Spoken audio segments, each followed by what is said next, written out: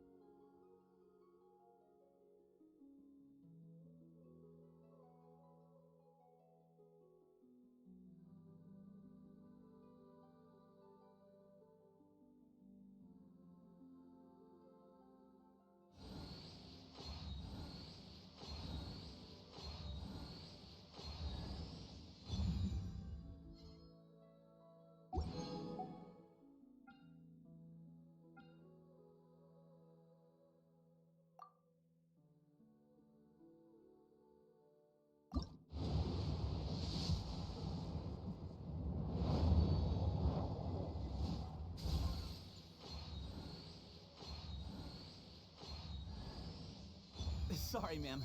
Were you looking for me? Hello, hello. I'm Sethos. What can I do for you? Actually, you know what? This seems like more of a sit-down conversation. Come with me. I know a good place.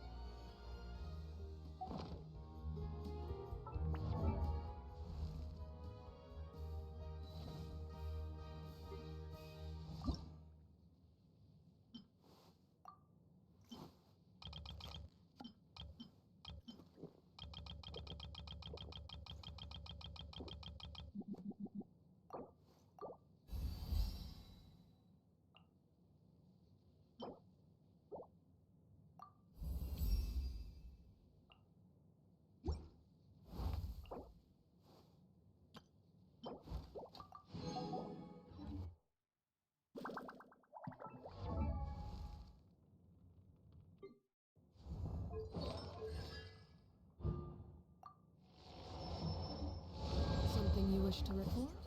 Go on. You have my undivided attention.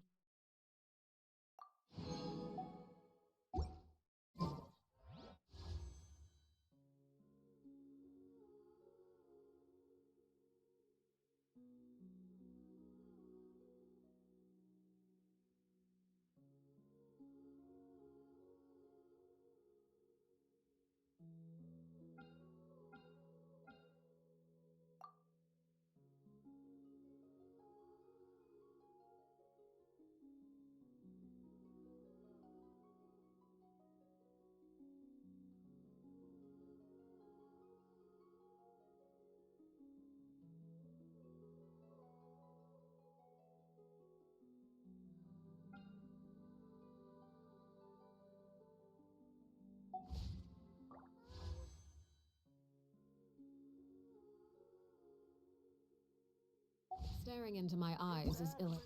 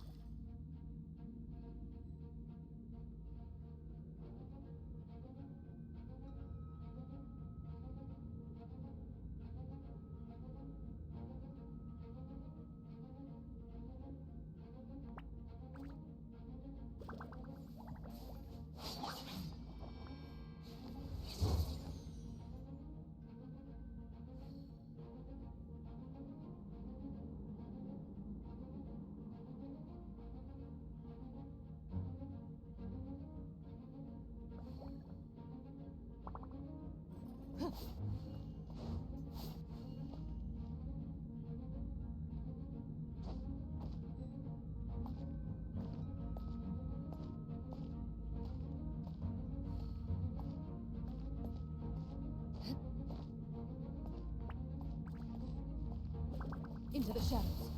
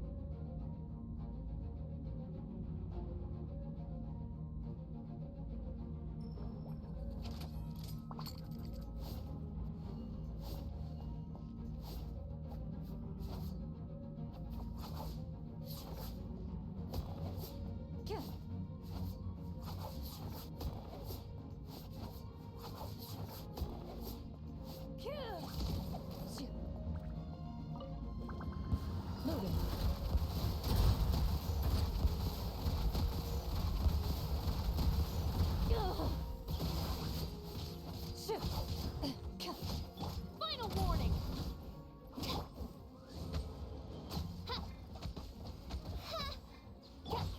Don't get too close. Here's backup. As you wish, main Fräulein. You asked for it! Where evil lurks, shoot on sight. Ready.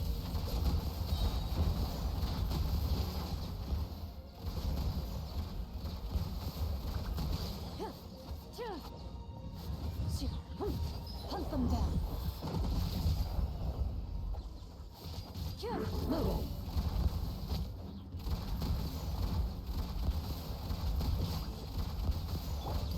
Justice will prevail!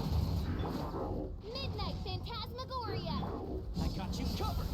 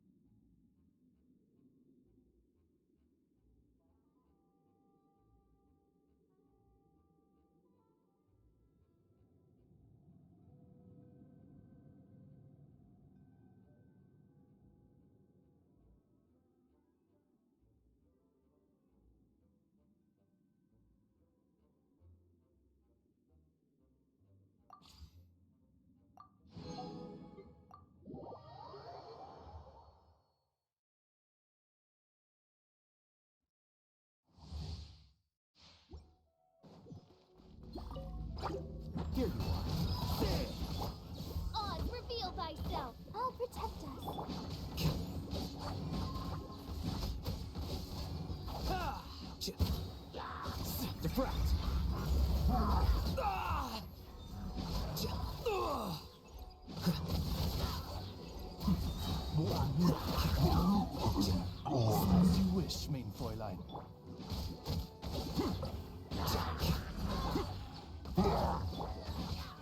The process of elimination.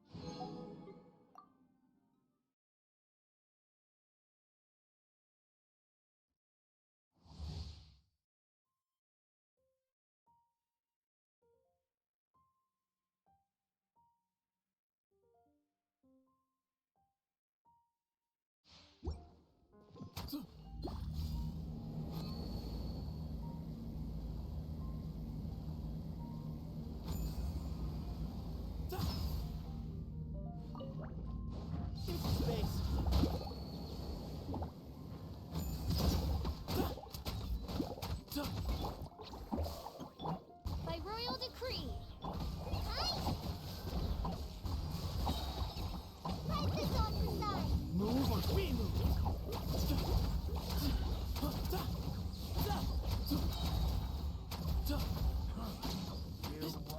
Excuse me? Midnight Phantasmagoria. Go get it, you agree? You agree. Behind you! Sage's wisdom!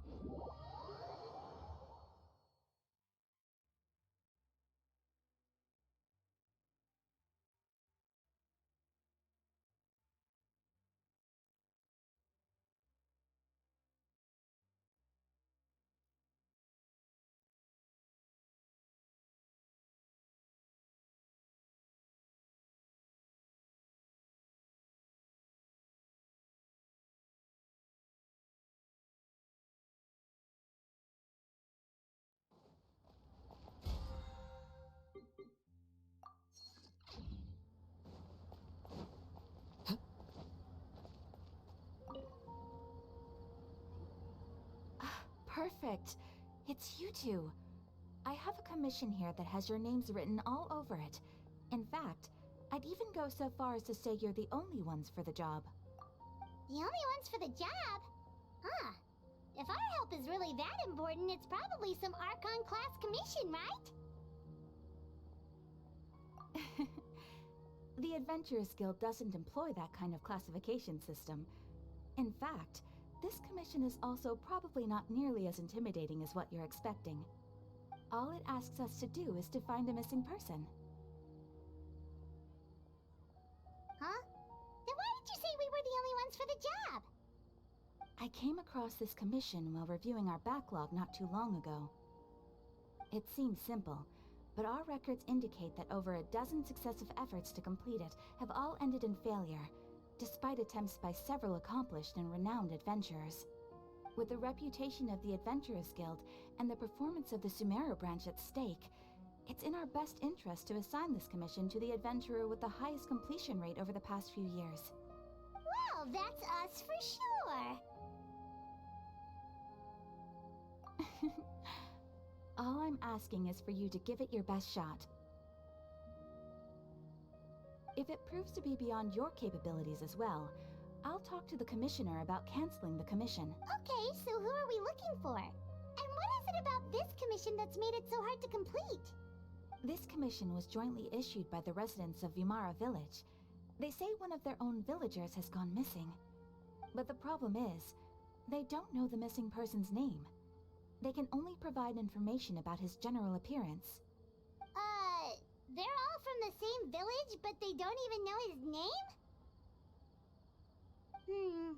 If so many adventurers have failed to complete this commission, maybe this missing villager doesn't exist at all. Could it be some sort of a prank or something? Unlikely. Several villagers came by to issue the commission, and judging by their appearance and tone of voice, they seemed incredibly sincere. It certainly didn't seem like a joke to them. Besides, putting up a commission requires a processing fee. There aren't many upsides to a prank that costs Mora to carry out.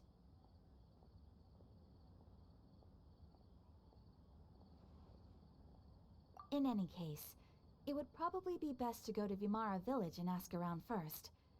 The Adventurers Guild does have some information on hand, but I would say anything you can learn directly from the villagers would be far more reliable.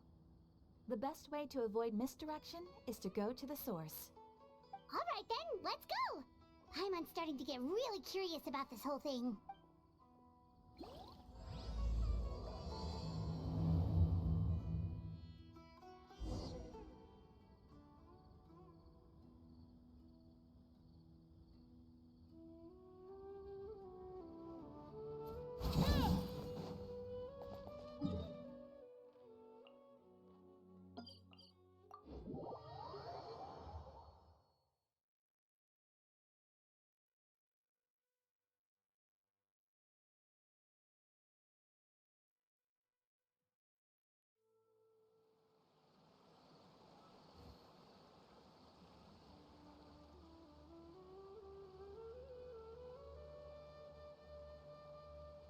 Something you wish to report?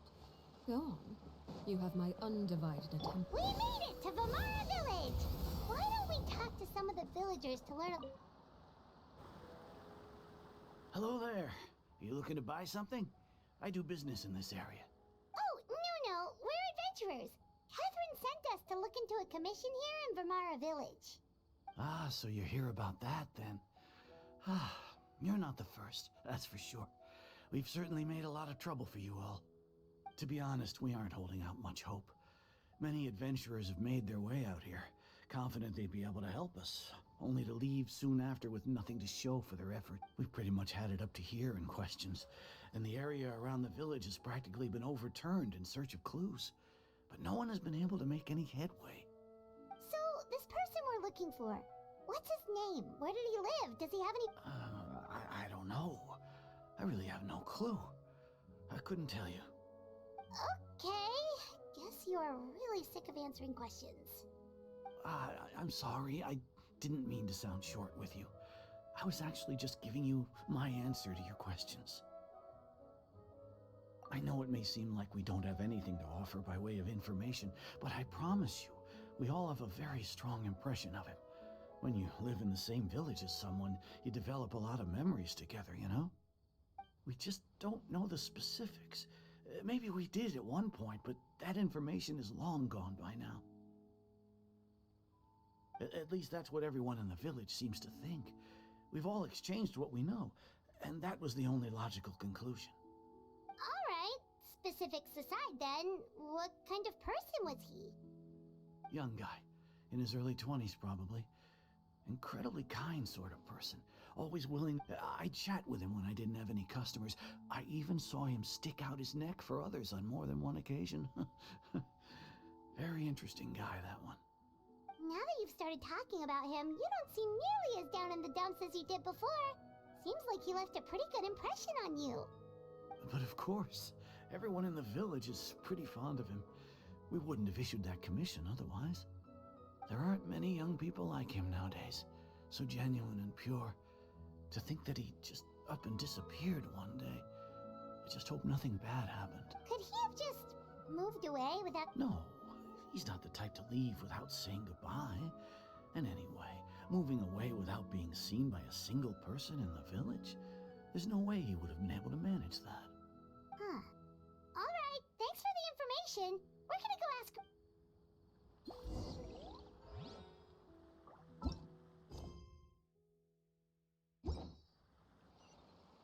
If this commission is really as challenging as Cather made it out to be, we're gonna need to carry out a very detailed...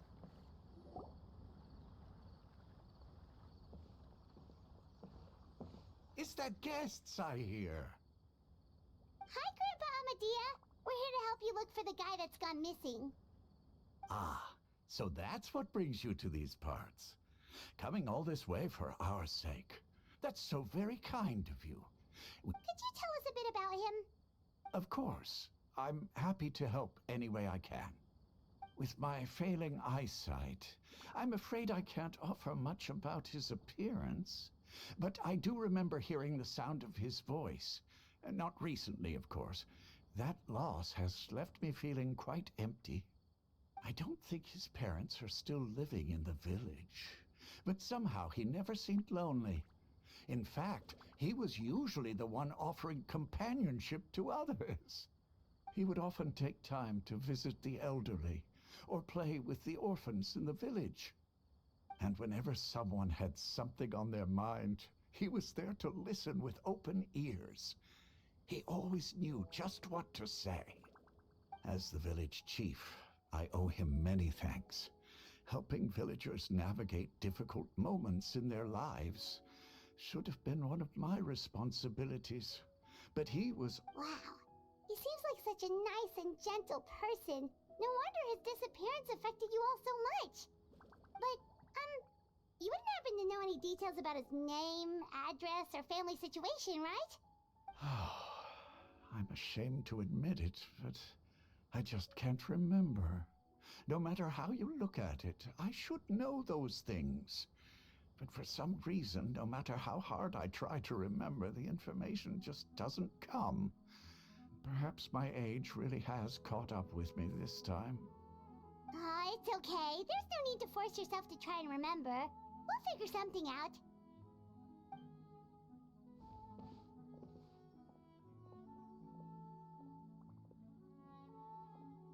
Well, Traveler, what do you think?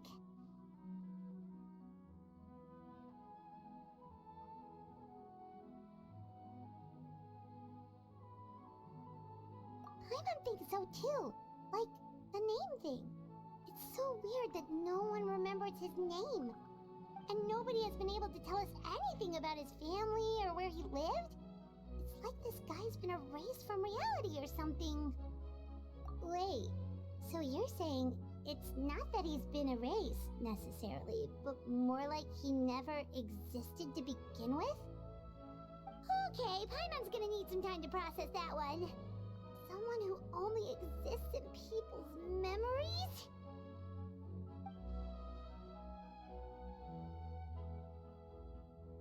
You two are the adventurers who just arrived, right? You're here for the Vamara Village Commission? Sure are. We were just looking into the case. I'm so glad to hear that. Thank goodness you haven't given up. I've been so worried the Adventurers Guild might cancel our commission. My name is Atosa, by the way. I grew up here in Vimara Village. Anyway, I just wanted to say, please keep searching for a missing villager. I'm begging you. You have to find him. Yeah, no need to worry. We'll give it our best shot. So, were you close to the missing villager?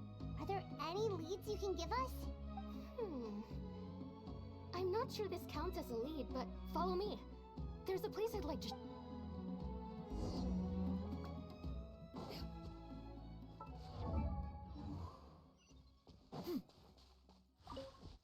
Yeah! Got him!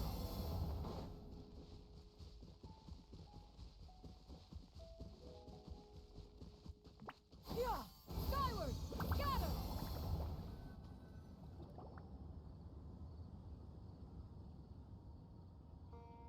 Is this the place? Under this tree? Yep. I know it doesn't look like much, but this place is very meaningful to me. It's so full of memory. We used to always sit together under this tree and talk. Sometimes we would look up at the clouds in the sky or stop to feel the wind against our skin. We could sit there for hours at a time, never realizing how long it had been. I was actually adopted by the people of Vimara Village. The fort, I was surrounded by such good people, and growing up in the village was so lively. Still... Alone? How should I put it? When something's bothering you, or when you have good news to share, you always want to talk about it with somebody. But for the longest time, I didn't know who I could talk to, or if I should say anything at all. Everyone has their own problems to deal with. Even if I might want to confide in others, I don't want to become a burden. Really? You know exactly how I feel? Aww. Wow, that sounds really nice. You're quite lucky. When it comes to our missing villager, well... I guess you could say that to me. He felt like both a family member I could rely on and a friend who could really understand me. No matter what came my way, I knew I could always talk to him. He was so thoughtful and pure, and patient too. Whenever I talked to him, he would always seem so interested, as if the things I was describing were just as important to him as they were to me. Ever since he disappeared, there's been so much I wanted to tell him.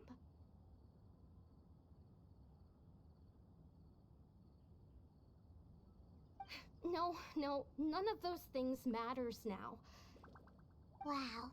You two must have been really close. Did he ever tell you anything about himself? He mostly just talked about interesting things he saw around the village. He'd share a lot of his own wild ideas as well. Oh, right! I did ask him about his parents once. But all he said was, they're not here anymore. I didn't know whether that meant they had left the village or passed away, and I didn't want to pry. Still not much to go off of. Look at me.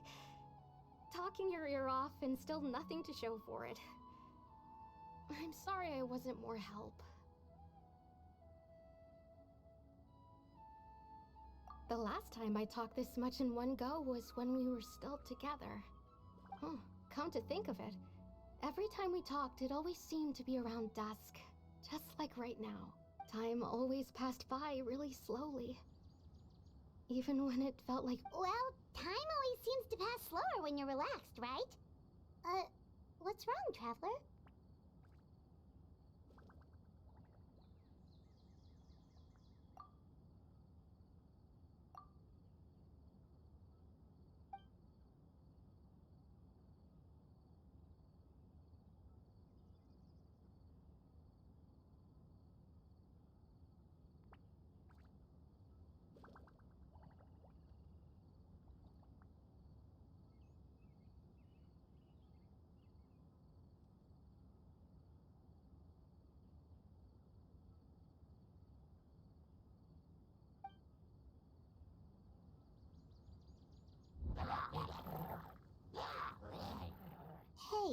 look at those hilly trails over there.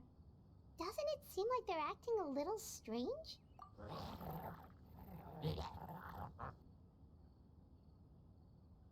The Abyss Order. Could they be the ones behind all of this?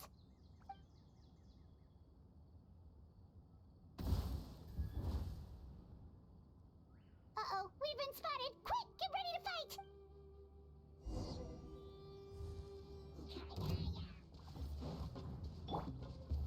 Gather!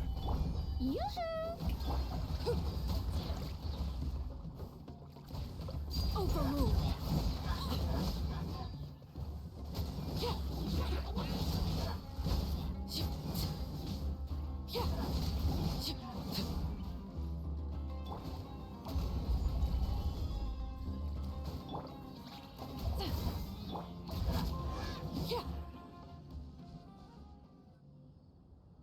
Thank you so much. I wasn't expecting monsters to show up.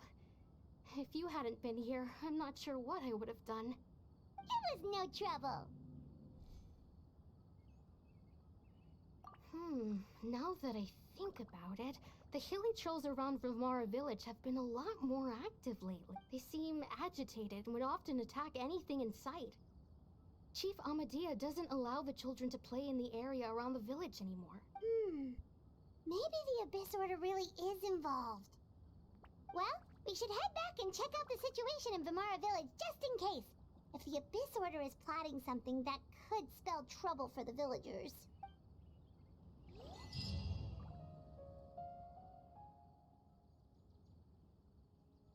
Wait a second.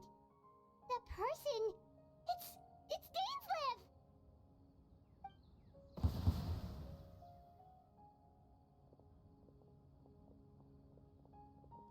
Ah, it's you two. Oh, a friend of yours? Well, I'll leave you all to it then. I should head back to the village and check up on Chief Amadea and the others anyway. Well, see you later. Yep, see you later, Atosa!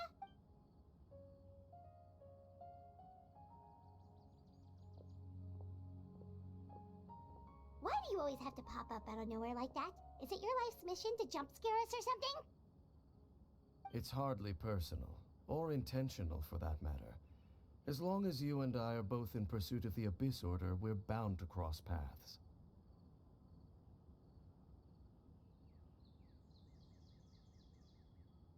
Ah, so you're here to investigate the Abyss Order then. That would explain the monsters you were fighting just now. Naturally. Hold on. Are you not here for the same purpose? No matter. It may have taken you a while to catch on, but I'm sure you've also realized by now that there's something strange about this place.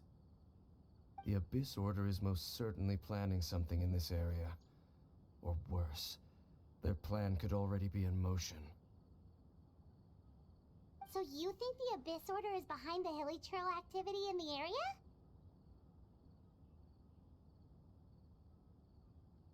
As things stand, I highly doubt that is their primary motive. I would imagine the increased hilly trail activity is merely a byproduct of whatever it is they're really trying to accomplish. Still, the hilly trail activity is causing a lot of problems for the people here.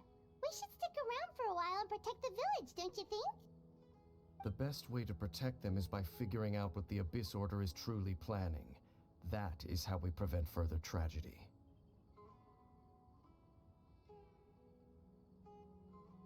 And you shall have them. I never intended to hide anything from you.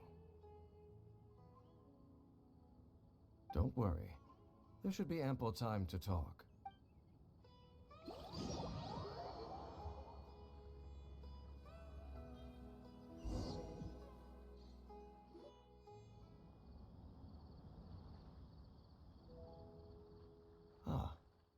So that was someone who seems to only exist in people's memories.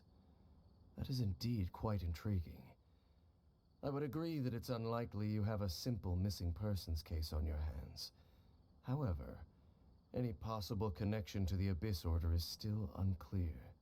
It appears all we have by way of clues is increased hilichurl activity, and that is certainly not much to go off of. Right! That mysterious voice she heard in her brother's memory. The one who called himself a sinner. Who is he? Traveler, let me ask you this. Do you believe your sibling to have betrayed you?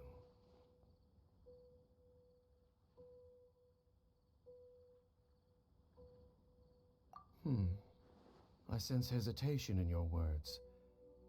After all, you still haven't figured out the whole truth of what happened.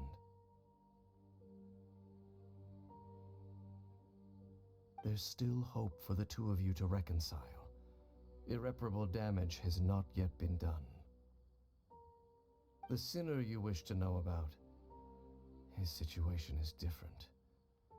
He and his fellow sinners have long betrayed me, and long betrayed their nation.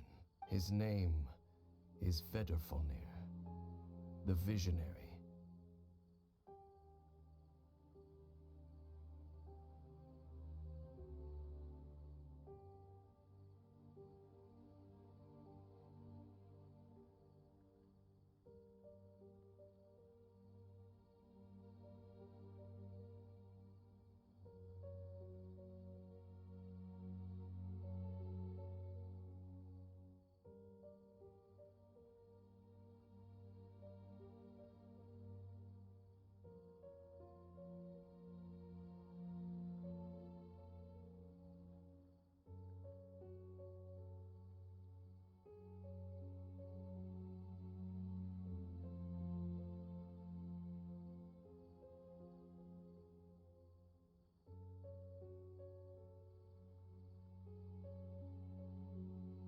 I'm loath to admit it, but he is also my kin, my older brother.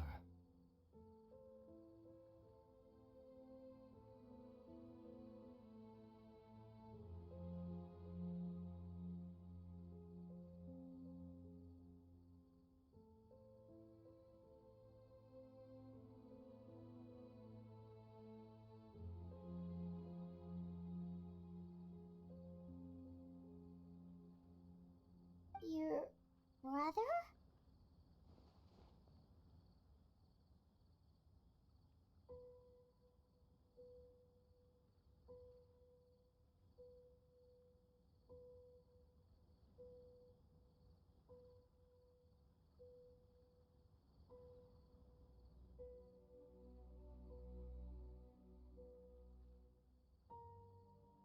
There were 5 of them, the 5 sinners of Kanria. The wise, Roptatir. The visionary, Vedrfolnir. Gold, Rhindaughter. The foul, Sertologi. And Rehir of Solnari, Rerir.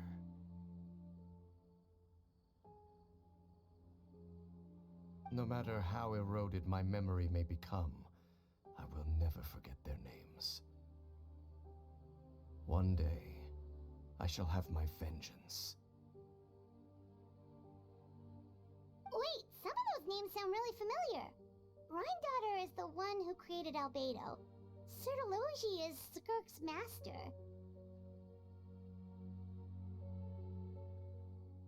And the one we just learned about, Dane's brother, Vedrfolnir.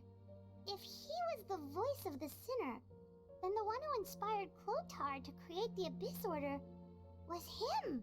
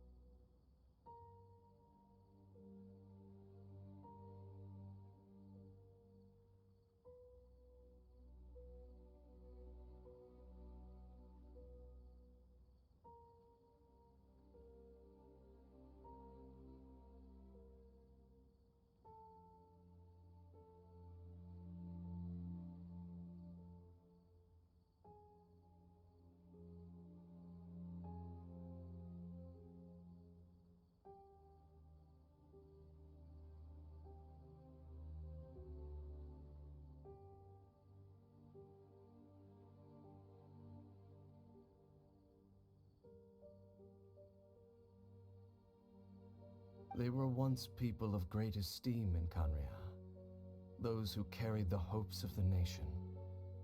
They were the best of their peers, outstanding in their respective fields.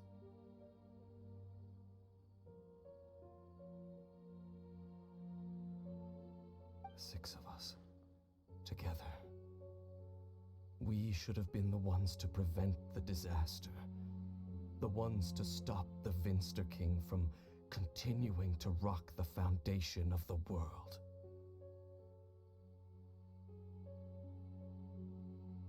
Yet, deep within, the 5 of them craved something more. They could not resist the call of the Abyss, and divided among themselves a power that could destroy the world.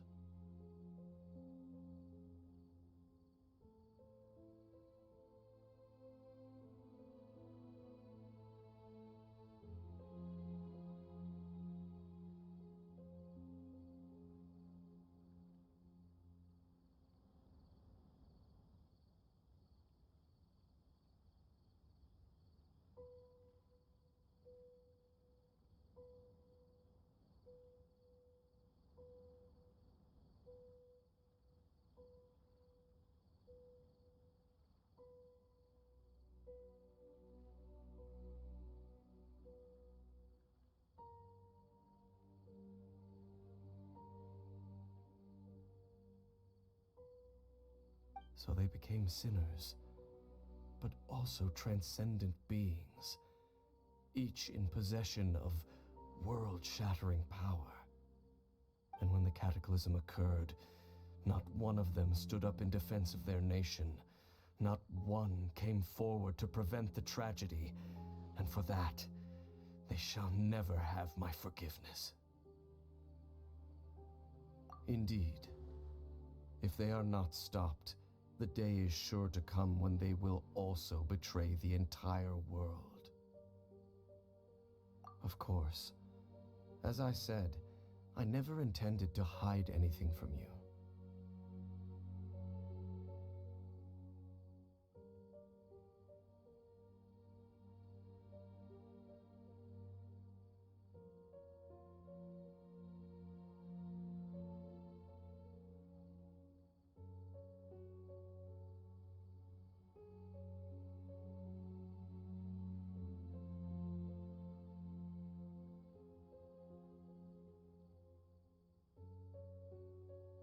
So, Dane, what have you been looking into all this time? I've continued to investigate the questions surrounding the Loom of Fate. It's been quite some time since the initial operation was launched.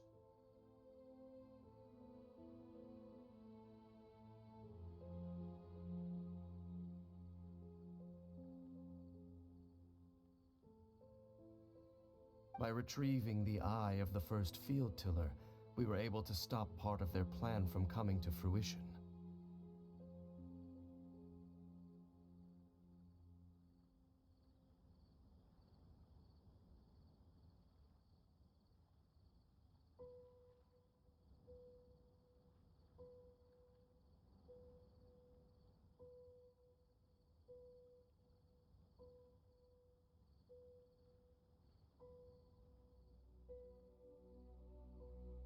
Oh, Paimon remembers! Weren't they going to use it to corrupt Osial and make a god or something?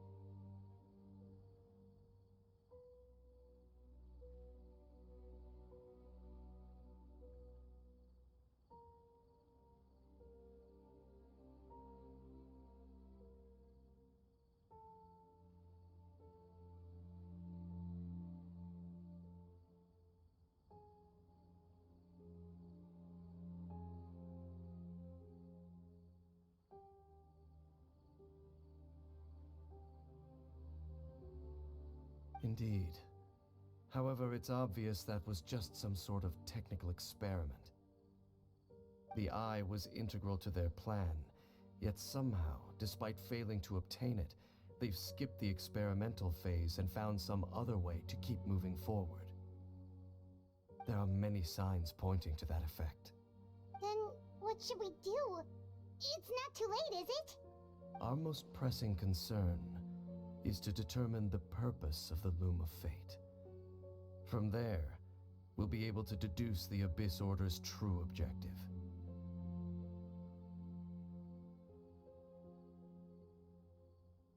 Based on the intel I've gathered so far, I suspect the Loom of Fate is related to the ley lines in some way.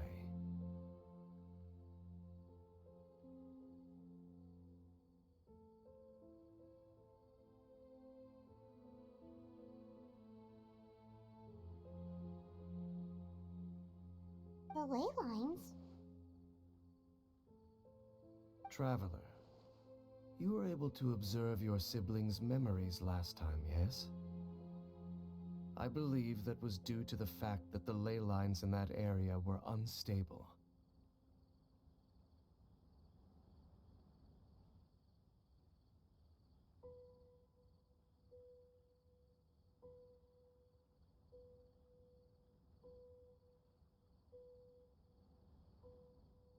My recent investigation has shown that Abyss Order activity in a particular area is usually followed by a series of issues with the ley lines.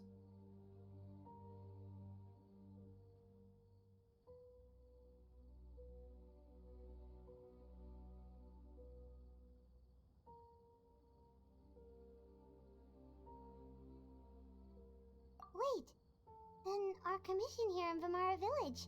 The person who seems to exist only in people's memories. Could it be connected?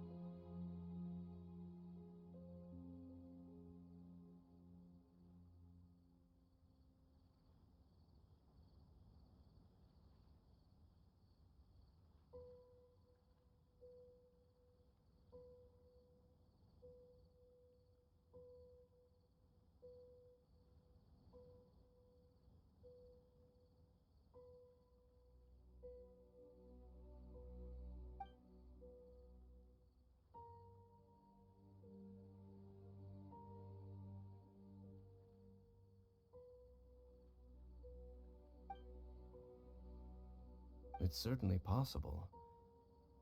I'll join your investigation tomorrow. This missing persons case could very well turn out to be the key to unraveling these mysteries. Well, if we're teaming up with Dane again, we're gonna need all the energy we can get. Let's try investigating somewhere a little further away tomorrow.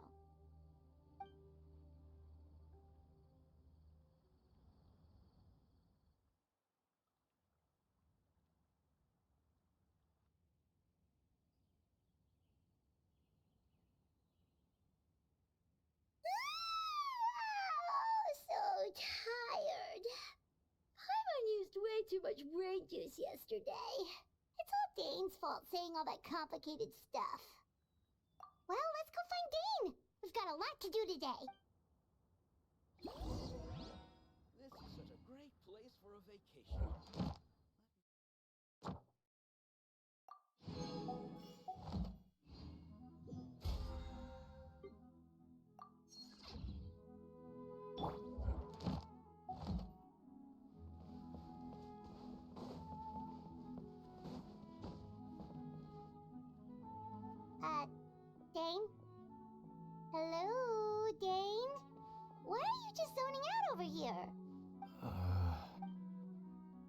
Did something happen? The missing person from your commission. Could you describe them to me? Oh, young guy? Early 20s? Seriously, Dane, what's going on? There appear to be certain memories in my mind that weren't there before. Memories of him. Maybe we just talked too much about him yesterday and you had a weird dream or something?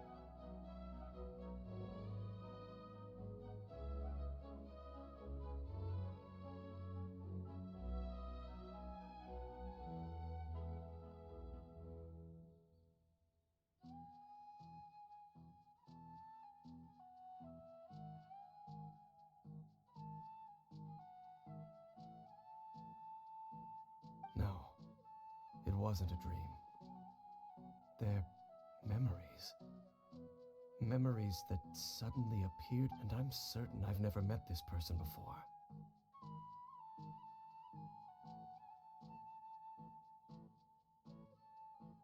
I remember handing him the eye of the first field tiller.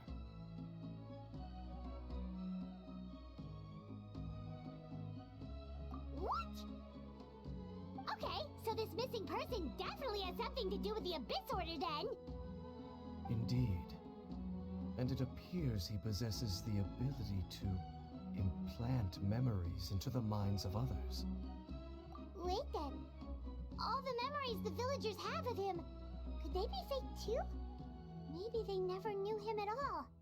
But why would he do something like that? Whatever the Abyss Order is planning, an important truth has been revealed to us this morning. What sort of truth? That their goal is still to obtain the eye of the first field tiller. They haven't stopped searching for it. I am the only person who knows its location. Perhaps implanting that particular memory was an attempt to interfere with my mind in some way. Your concerns are not entirely unfounded. I don't believe the Abyss Order is capable of altering reality like that just yet. However, considering their single-minded pursuit of the eye, I would say an equal level of caution is in order on our part. Come with me. We must check whether the eye is still in our possession. Oh, so you're going to take us to where you hid it?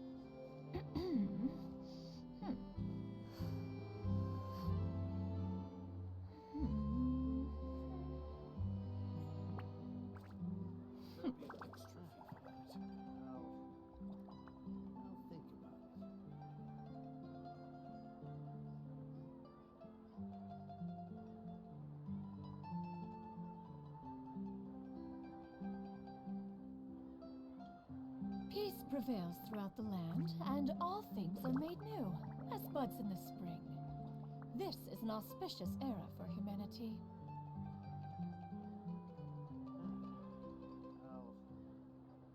I'll think there'll be an extra fee for that. Add Thank you for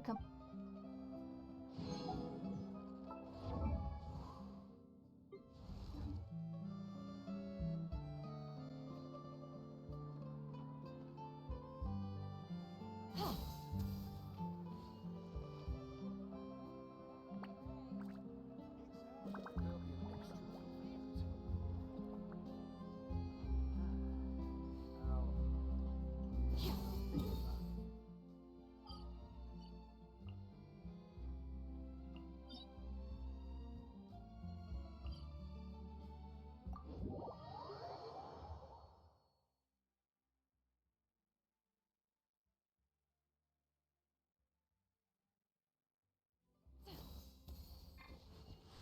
Yeah! Skyward! Scatter!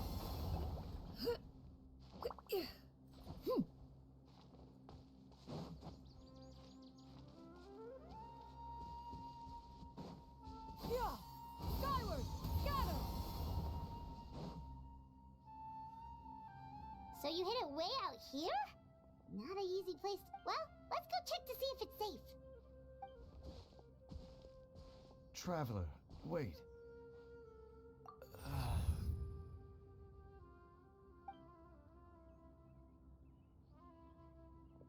We've no time to lose.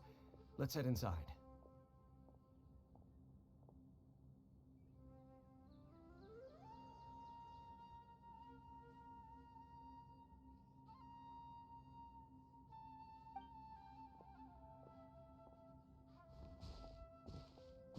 Hey, wait up!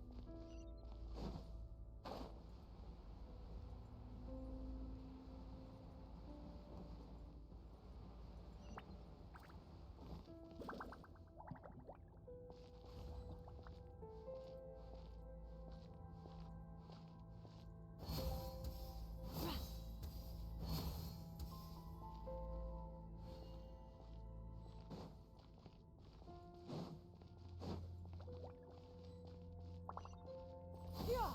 Skyward! Scatter! Laid bare. Strike a pose!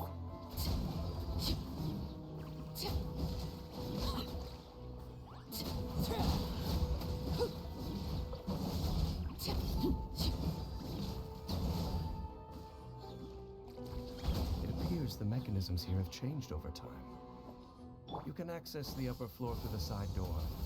Perhaps you should try reactivating the mechanism over there.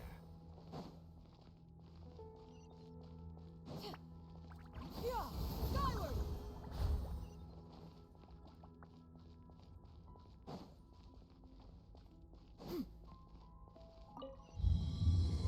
Yeah! Skyward! Scatter!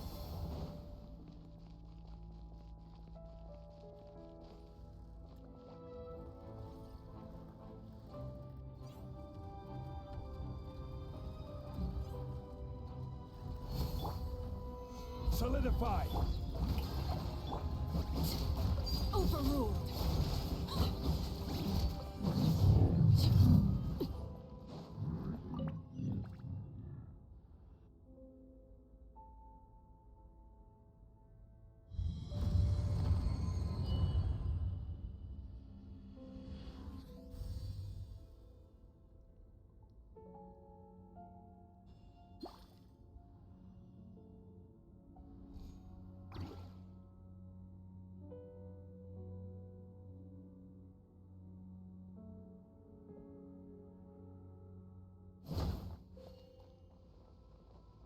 Make sure all the runes are pointing in the direction indicated by the light. That should unlock the mechanism.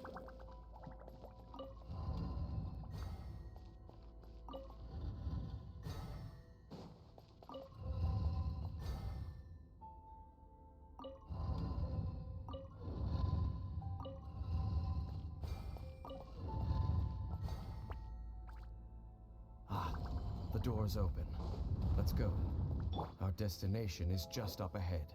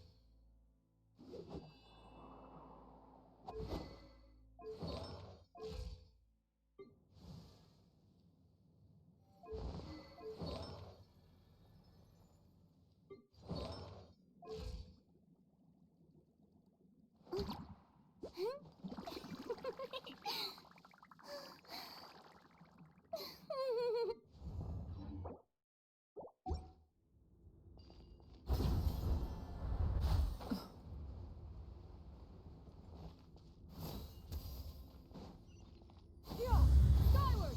Scatter!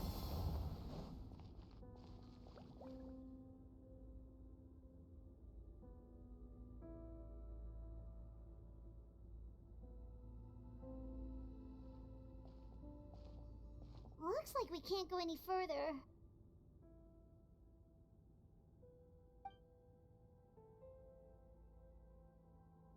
Be on your guard. I sense the presence of the Abyss.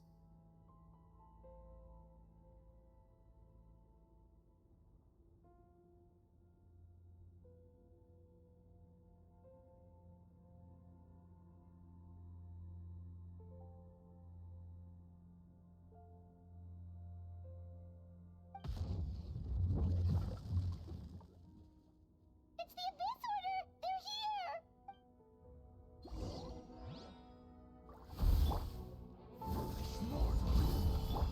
Shower me with praise! Make way for the...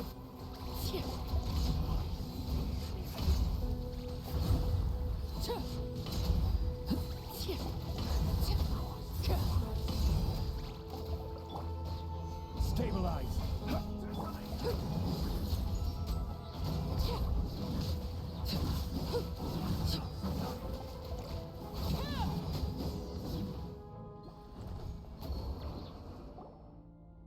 Just as I suspected. The false memories were a trap. The Abyss Order just wanted to follow us here. Now that they're in the vicinity, we should have a chance to see... Dane? What's wrong? Can you feel that? There's been a disturbance in the ley lines. It must be the work of the Abyss. Wow, you must be really sensitive to that sort of thing. Paimon doesn't feel it. You too. Do as I say. Use that mechanism over there and leave this place. The Abyss Order is putting something in motion. If you return to Vimara Village, I suspect you might finally have the opportunity to locate the missing villager. Just think of it as a way to divide and conquer.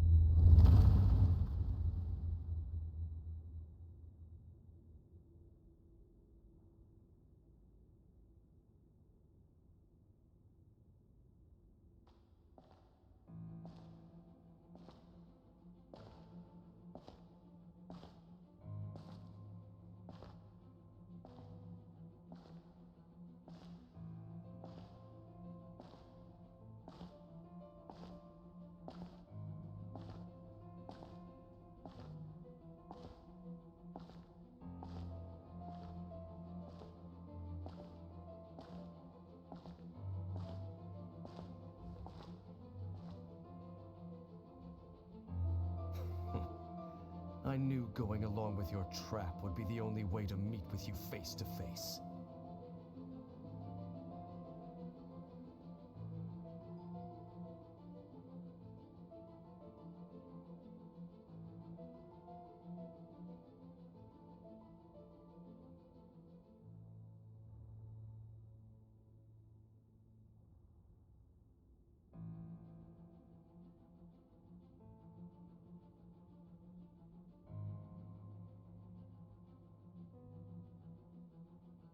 You risked your safety, and that of the Eye.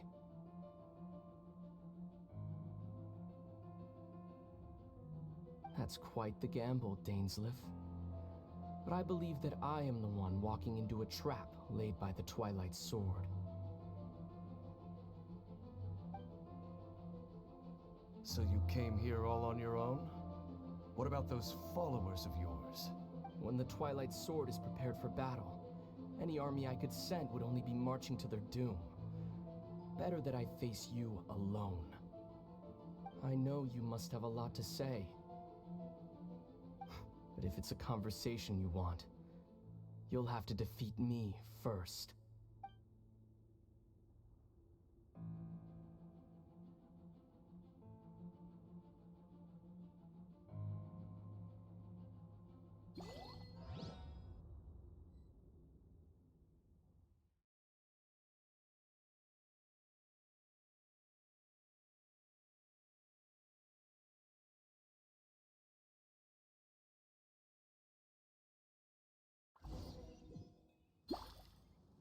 The Abyss Order's on the move. The ley lines are all out of whack. We better hurry back to Vimara Village and see what's going on.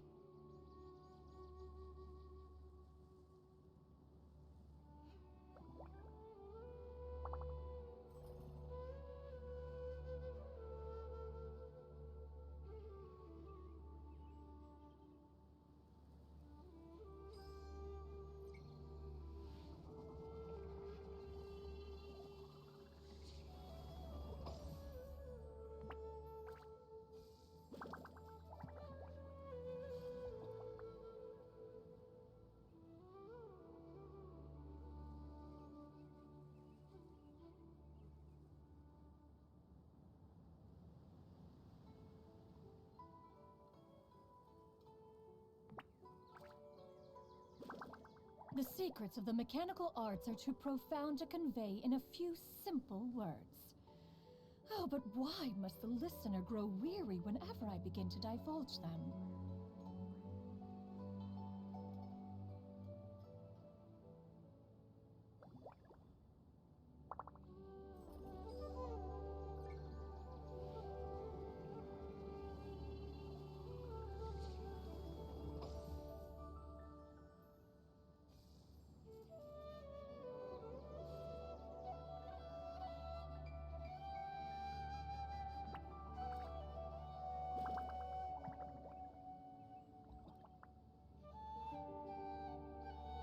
Peace prevails throughout the land, and all things are made new, as buds in the spring. This is an auspicious era for humanity.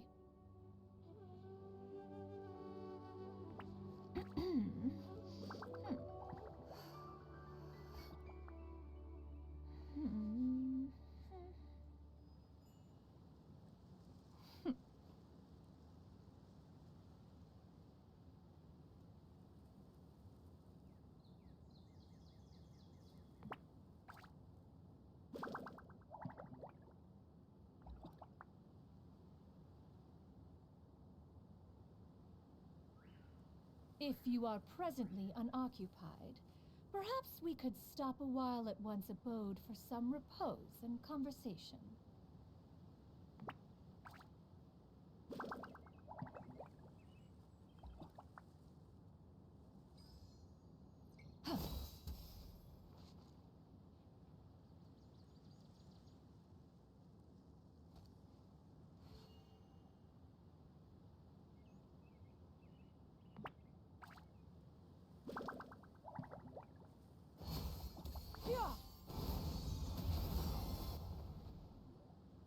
Hey, look at those hilly trails over there. Weren't they acting super agitated just a little while ago? Why are they so calm all of a sudden?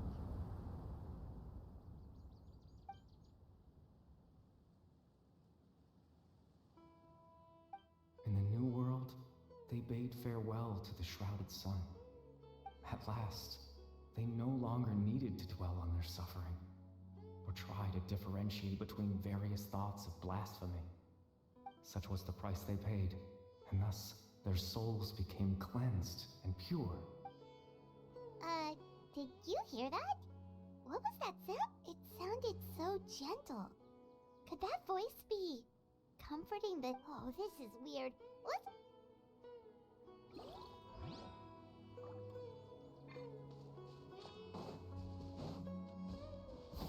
Looks like the same thing is happening over here, too. You see, we're both still. We've reclaimed an endless amount of time to love. Release your tears. You no longer need to hold back your sorrow.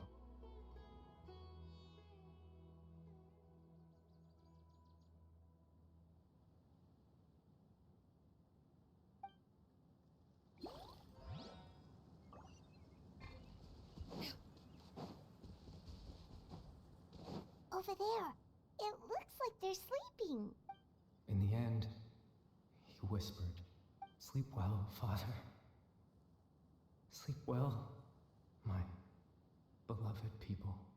When you awake, that which differentiates us shall be no more." It almost sounds like a poem or some kind of story. Well, now that the Hilly have calmed down, Vimar, let's put this situation to the side for now.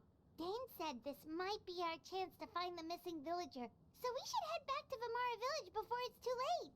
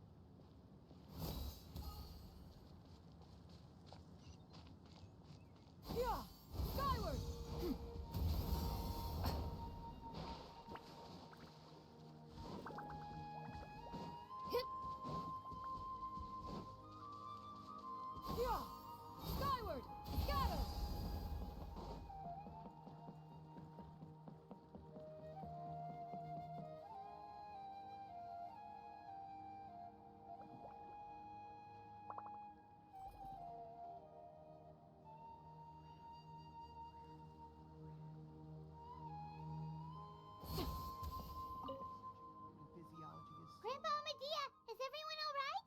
The Abyss Order seems to be up to something nearby.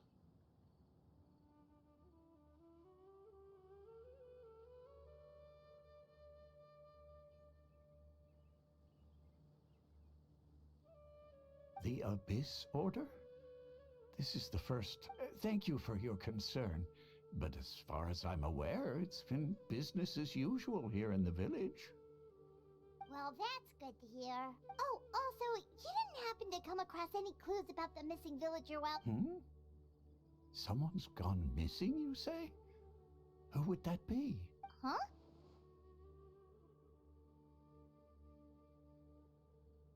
You know, the young guy from Vimara Village. The one you've been looking for all this time. You posted a commission with the Sumeru Adventurers Guild. That's kind of the whole reason we're here, actually. Your missing persons commission.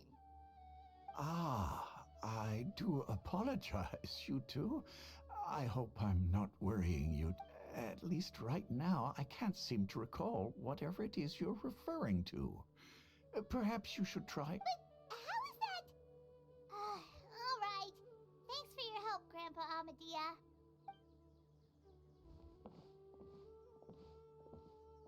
Something's definitely not right. We just talked to Grandpa Amadea about the missing villager. There's no way he could have forgotten all about him just like that. What do you think, Traveler? Could everyone's memories of the missing villager have been erased again? You're right. We should narrow down the possibilities first. Let's go ask someone else then.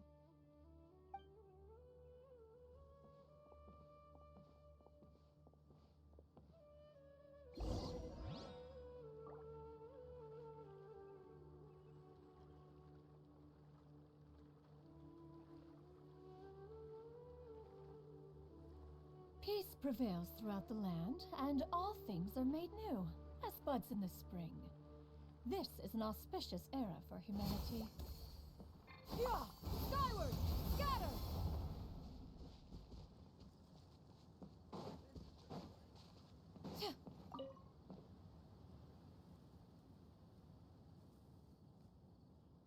Someone's gone. Just as expected. That guy you said a bunch of nice things about earlier? The one you always used to... He's around 20 years old, and you said he was... Oh, I know who you're... Really? There aren't many young people who've earned that kind of praise from me. Then there's only one person who fits the bill. No doubt about it. But why'd you say he's gone missing? Yeah, I just saw him leave the village. There was someone else with him.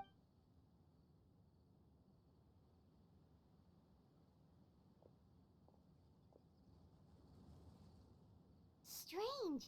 Bayram seems to remember him. And apparently he just saw him? Do you think maybe it's not that there's something wrong with people's memories, but that we've somehow returned to it?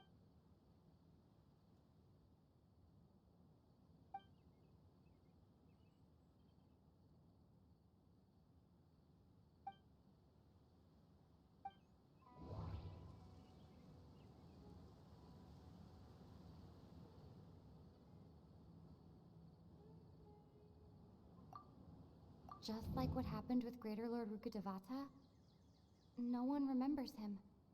Because there's been a change. Just like what happened with... No. Baram still remembers him. He just forgot about the fact that this person went missing. If we really did travel back to a time before he disappeared, that could explain why the villagers said he hadn't gone missing. If this person only exists in people's memories... Right! Paimon totally forgot about the ley line disturbances.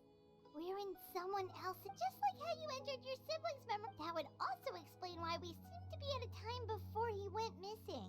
It's a memory after all. Right. If he's someone who only exists in people's memory, but didn't Bayron just say that he saw him leave the village with some... Who knows how long this ley line disturbance is gonna last? We might not have that much time, and we don't even know whose memory this is. Good idea. That'll help us. We pretty much figured out that the missing villager has the ability to... Right! That! Can we try to figure out more about him using what we know of his ability? Like, does it maybe leave a trace that would somehow give him away?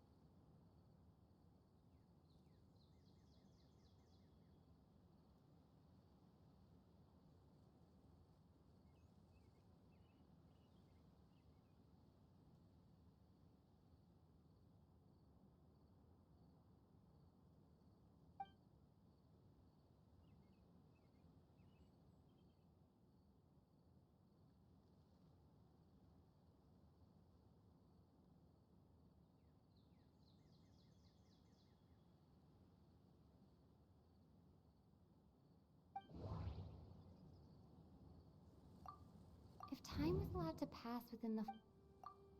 No wonder! All this time and the sky hasn't changed a bit! That must mean that's the tell of the fate. The implanted memories are basically taking place outside of the regular 24 hours of the day. If the memories included the regular passage of time, it would be easy for people to like there could be overlap or something. People might start to wonder why they remember doing two different things at the same time of day. That's why why he makes sure the memories take place at a specific moment in time rather than over a period of time.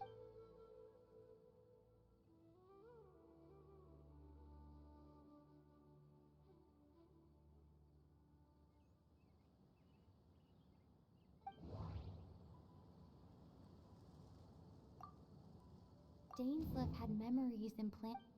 No. The color of the sky. Oh, right! That's exactly what Atosa... Oh, come to think of it, every time we talked, it always seemed to be around dusk. Just like right now. Time always passed by really slowly. Even when it felt like we'd been talking for hours, the sun would still be at the same position. Yep, that has to be it! This is definitely Atosa's memory. Yeah, that's where they'll be...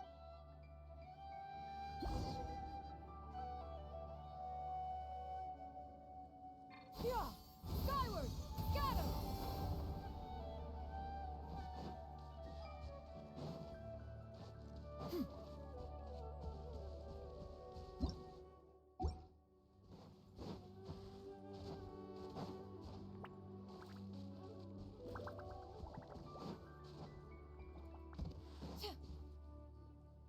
So, you see, Granny Jahiet was a mercenary when she was younger.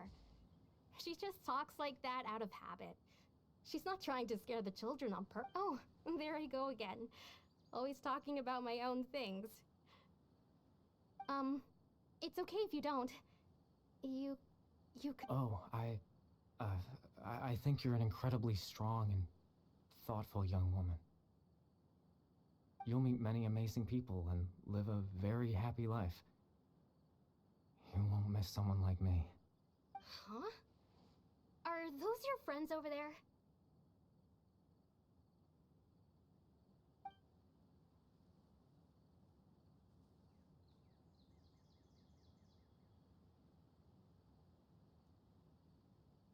Oh, right! This version of Atosa hasn't met us. Friends? I guess you could say that. It must have taken them a lot of effort to find me. So, I should see what they need. I'm sorry, Atosa. Another time, huh?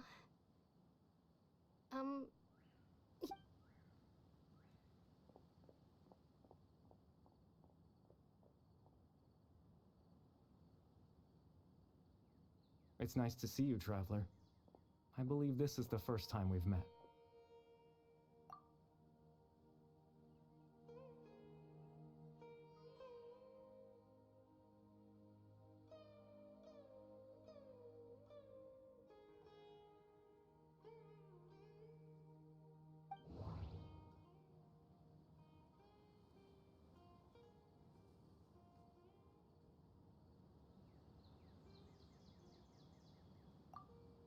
Born into abject sorrow, he shall now become the Loom of Fate.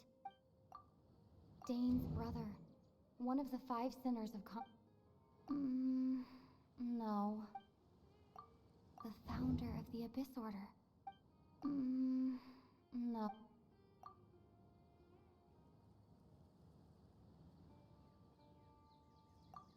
You're...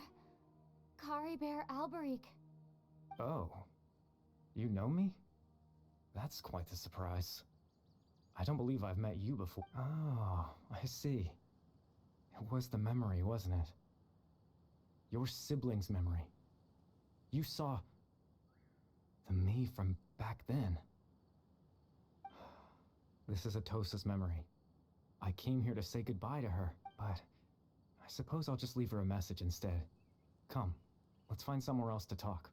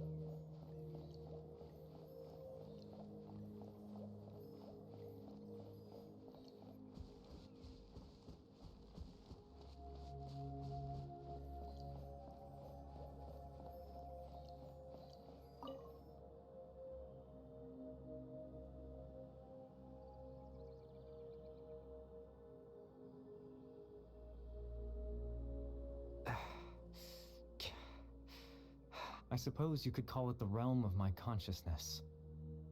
I'm someone who no longer exists in the real world, after all. It's nothing. I still have enough strength to play the part of a good host. I've always hoped that I'd get the chance to talk to you like this, and now, the time has finally arrived.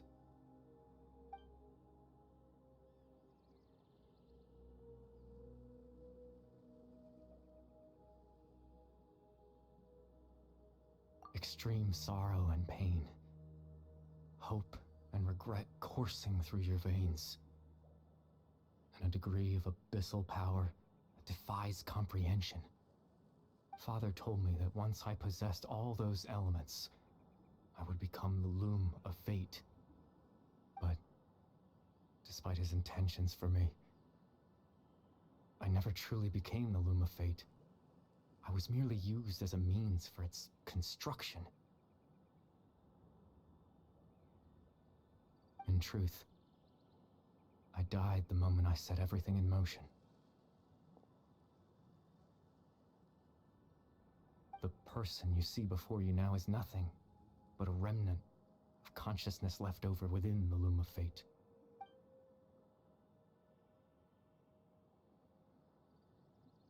As for your question, the loom of fate is a device capable of weaving ley lines. In its primitive form, it can only be used to create and implant memories.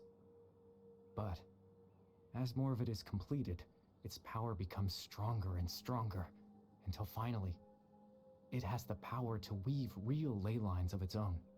Once fully completed, the moment it gains the power to weave ley lines, it loses the lower level ability to influence memories. But it also becomes a tool that can change the entire world.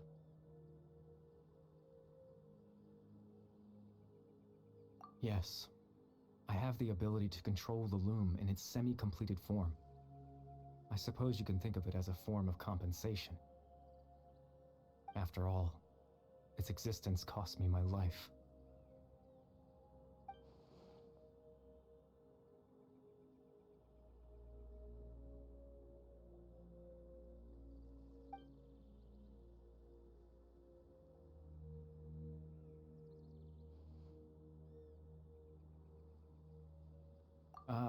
That. I was wrong to implant those memories. I'm sorry I caused so much trouble. I just wanted them to feel like I once existed in this world, as if...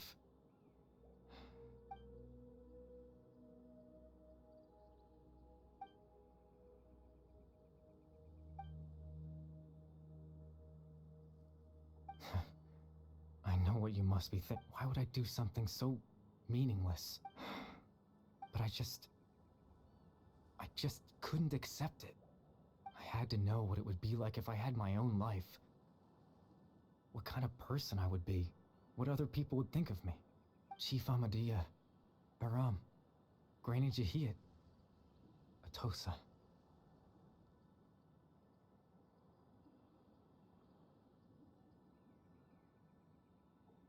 What would it be like if I could live alongside them? No cataclysm, no curse. Just a quiet life in a peaceful village. I was curious, so I selfishly tried to have my own life. Even if that meant piecing together the version of myself that could have been. One memory at a time. I know it sounds stupid, after all. My life ended a long time ago. Any chance at living was stripped away from me when I was 8 years old. My consciousness left to mature in an illusory world of nothingness. Even the form you see before you was nothing but an invention based on my father's appearance. An imagined version of what I would look like if I had the chance to grow up.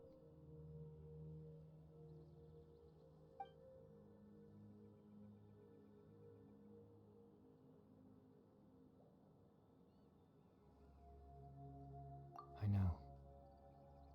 But there's nothing I can do to make them find me. If I could exist in the real world, I would return without a second thought and surprise them with the suddenness of it all. But well...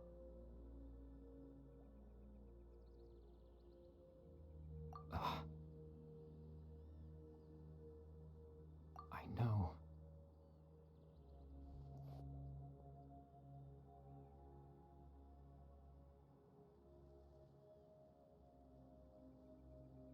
Captain Dainsleif. Twilight Sword, you mean? No need to meet up with him. Things should already be settled on his end. Exactly. As someone who could only exist in people's memories, the fact that I'm able to talk to you in my consciousness like this, the loom of fate has already been completed.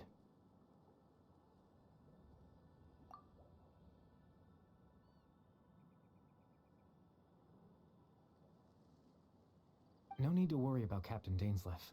He's absolutely fine. The only reason he lost the eye was because I happened to guess exactly what he was planning. Captain Dainsleif has had the eye inside his body this whole time, hasn't he? His plan was to lure the Abyss Order to a false location, capitalizing on their pursuit of the eye in order to have the chance to confront the prince.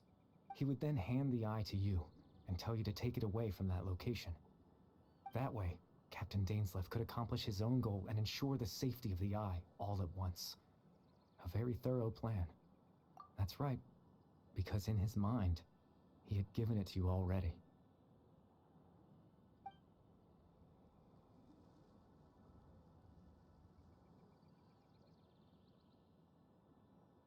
Before you two entered that false location. Traveler, wait. Hmm?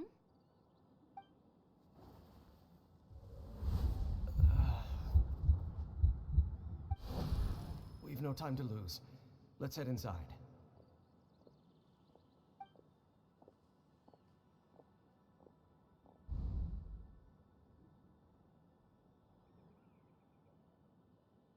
That was when I implanted the memory of him handing you the eye. Given the tense situation at that time, Captain Dainsleif failed to notice anything out of the ordinary, and took that memory to be real. I'm sorry, Traveler, but I needed the Loom of Fate to be completed. And to do that, we had to retrieve the eye.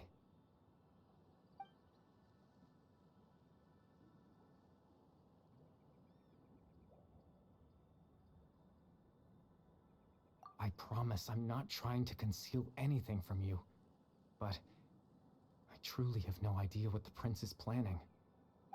Tevat's ley line system is deeply entrenched in the planet. Creating new ley lines can neither replace nor extend the ones that already exist. In the face of everything they could be planning, I fear I'm too insignificant to even get a glimpse of the bigger picture. In any case, I had my own use for the Loom of Fate, and my goal... You remember my father, don't you? Clotar Alberic. I believe you saw him in your sibling's memory.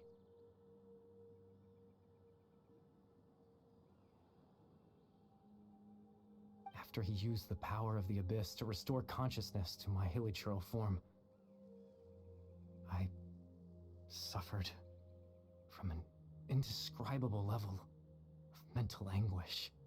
To comfort me, my father told me a story, that this was a fairy tale world where I had to take on the form of a little monster. That story managed to dispel my fears, even if just for a moment. My goal was simple. To use the Loom of Fate in its near-completed form, when its ability to create memories was at its strongest, to implant a specific memory into the minds of the hilichurls. In that memory, I would tell them a story, just like my father did for me. It was a story of fairy tales and love. But more than anything, it was the story of us.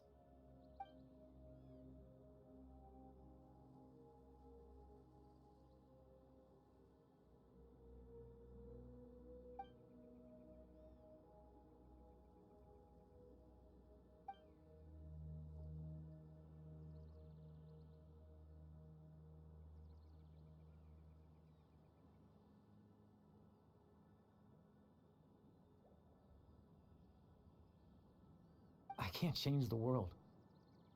not when I lost the very right to exist within it. Implanting those memories, that was the most worthwhile thing I could offer. All that's left of my existence is a wisp of residual consciousness tied to the loom of fate. In truth, that trace of my consciousness should have dissipated long ago. My goal was the one thing that allowed me to hold on all this time. But now, the bedtime story is finished. And it's finally time to rest.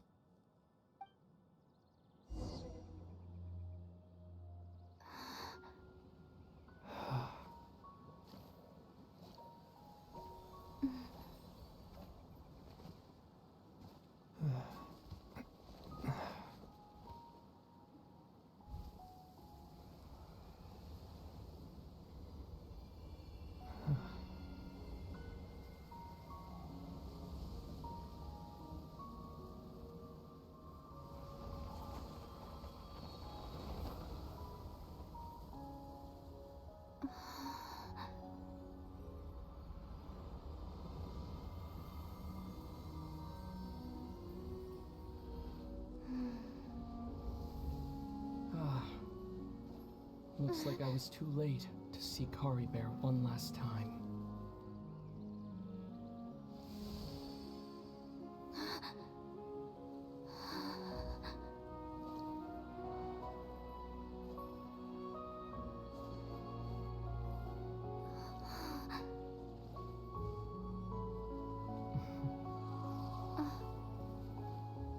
Kari Bear's consciousness is gone, and this space will soon disappear along with it. Neither of us belongs here. That's why we're not tangible. Were that not the case, I'd love to hug you too. Well, how about a conversation?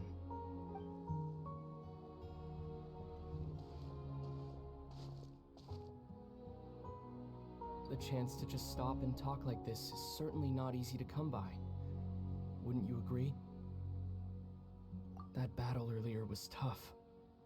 The one against Dane, I mean. I didn't expect that after everything, he would still hesitate to raise his sword against me. Were it not for that, perhaps I'd still be no match for the Twilight Sword. Even after 500 years. The Loom of Fate, huh? I still haven't found a way to utilize it to its full potential. But there's still time.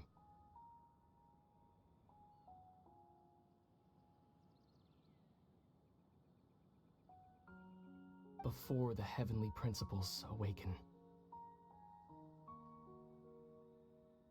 Yes, for 500 years now, ever since the cataclysm in Conria, there's been no sign of activity.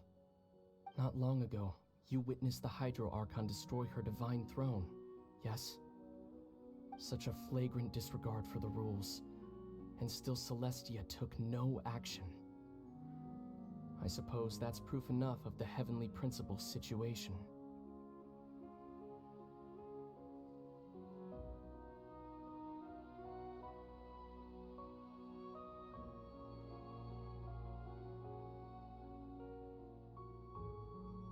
However, the Heavenly Principles will awaken.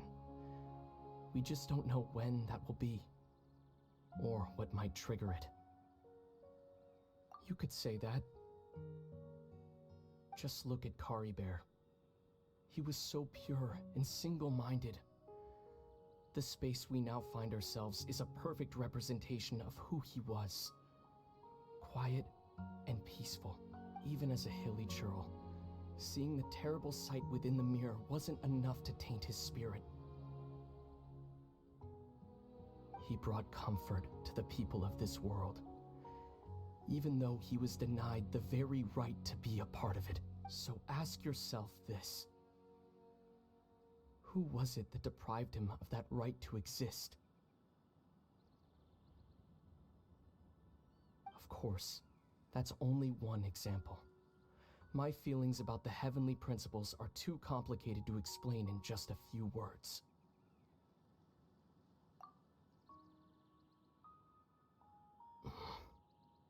Lumine?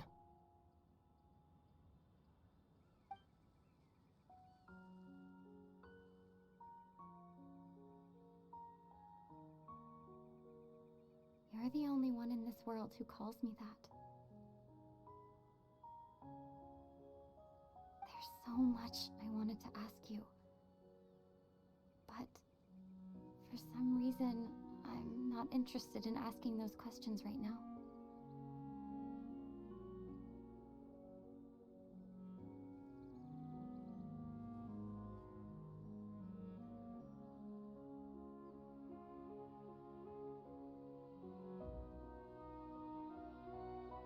There's just one thing I have to ask. One thing I could never understand. Why can't we continue our journey together?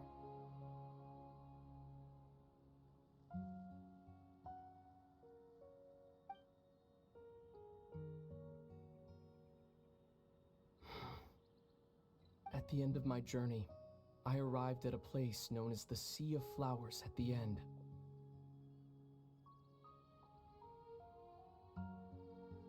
Do you remember?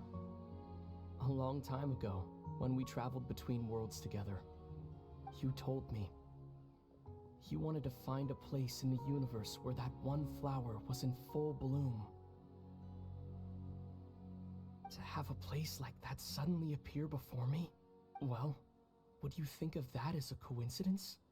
You mean? I miss you too, Lumine. But as this war continues to rage, and as I continue to seek that final answer, I don't even know how to face myself sometimes. Let alone my own sister. What's going on? This space has lost its tether.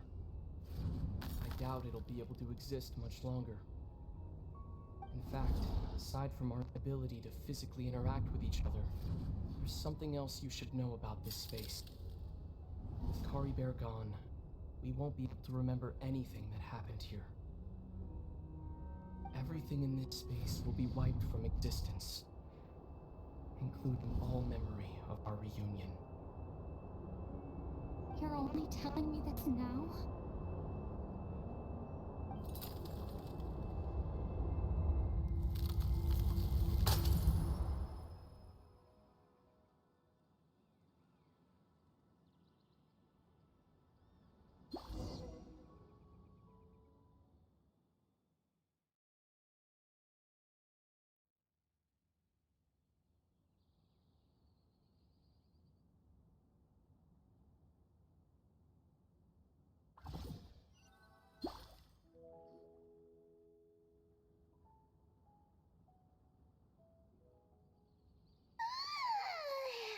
Still so sleepy.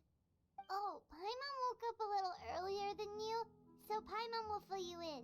The villagers said that they saw us sleeping near the village yesterday. They couldn't wake us up no matter how hard. Oh, and Dane came by just now. It looked like he was injured.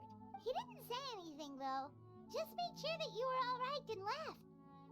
Kinda seemed like he had a lot on his mind, but that's Dane for ya.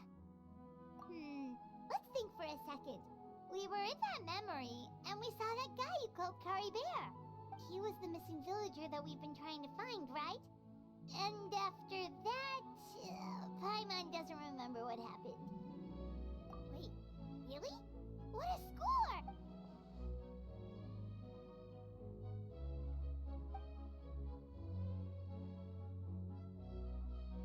Well, what happened after that?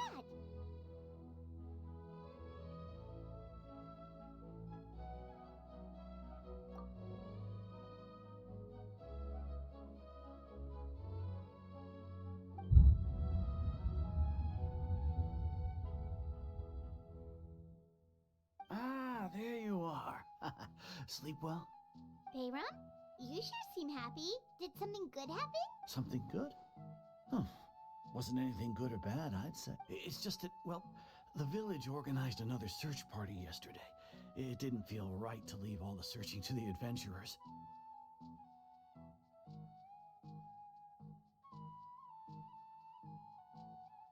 So there we were, searching away, when suddenly this one guy said it all came back to, according to him, one day around dusk he was passing by this one tree outside the village, and he saw, there he was, sleeping under that tree all by himself. His parents came a little later to wake him up, and they all left together. It looked like quite a happy family, apparently.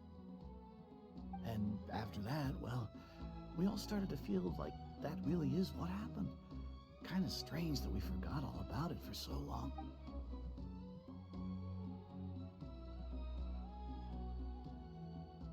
Oh, and we also remembered his name, Curry Bear. Now, that's not a name you hear every day. Would have been helpful if we remembered it sooner. Well, I hope he's happy wherever he is, and we're all relieved now that we know what happened.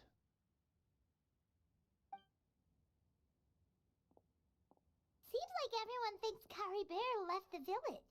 That's probably for the best. At least they have some sort of explanation now.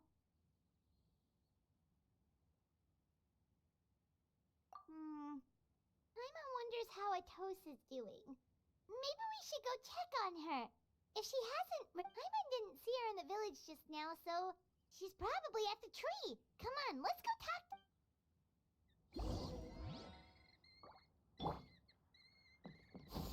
Skyward!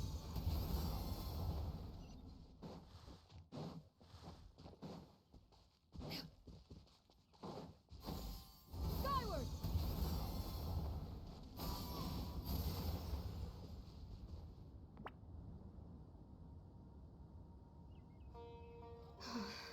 Hey, Atosa, how's it going? Oh, it's you two. I was part of the search party, so honestly, I just can't believe I forgot something so important. He always seemed to appear out of nowhere, and now he left just... If Curry Bear wants me to forget about the time we spent together, then I relied on him for a lot of things. But I'm sure with enough time, even the deep...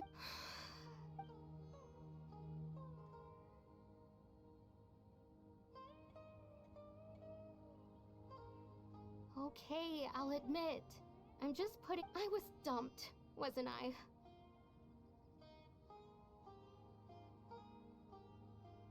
Otherwise, why would he just leave like that without saying goodbye?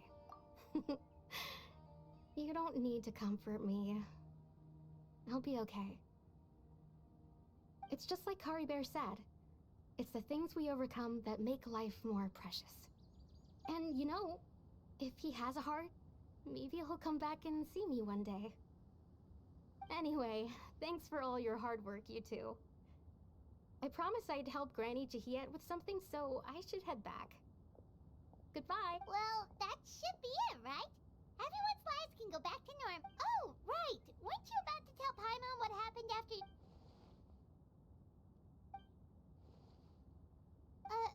A picture? Where'd that...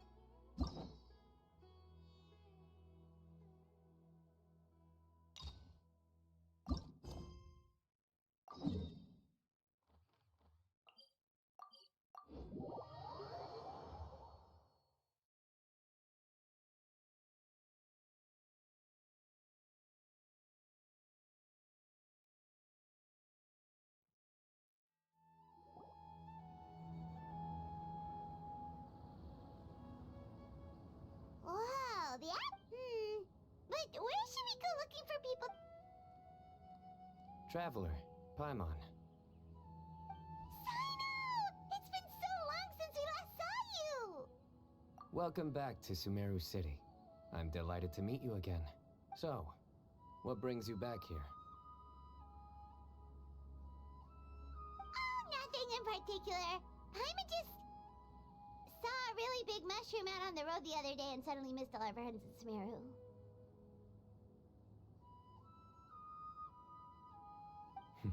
Funnily enough, we were reminiscing about you recently too. It was at a group dinner. I look forward to hearing about your travels. Something tells me we must have a lot to catch up on. Really? You were thinking of us too? What a coincidence! Indeed. Or as I call it, the Biryani factor.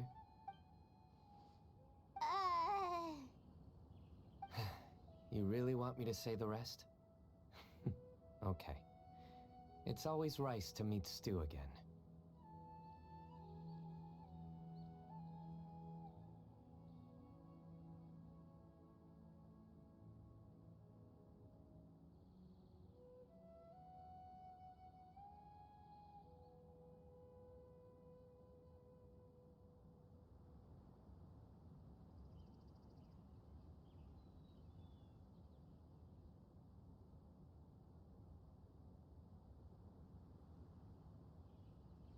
Oh, darn, he said it. You like that one, huh? You must if you remember it after all this time. Admit the truth. You have long been in awe of my razor-sharp wit.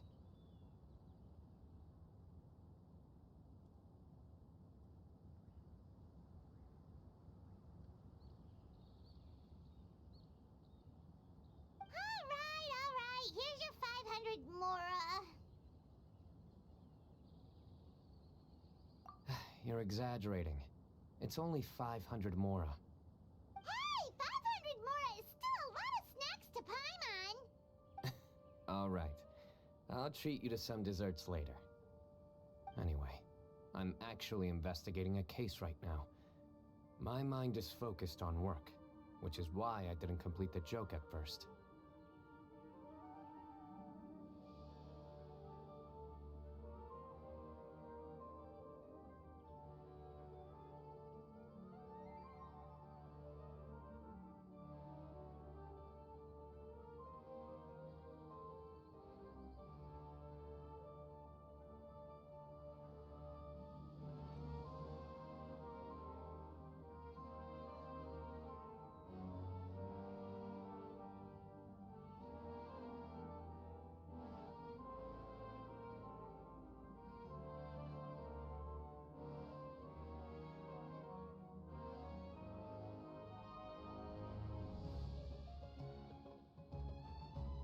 A case?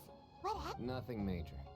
But after finding out who was involved, I decided, on reflection, to handle this one myself. Need any help? We only came here to hang out, so we've got the time. You may as well take us with you, and then when you're done, we can, you know.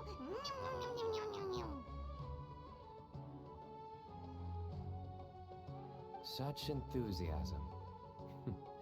Are you worried I'll forget about treating you to some sweets if you're not around to remind me? What? No! All right, was it really that obvious? Obvious enough. Still, it's a fine idea. You are the heroes of Sumeru. It makes perfect sense to work. All right, follow me.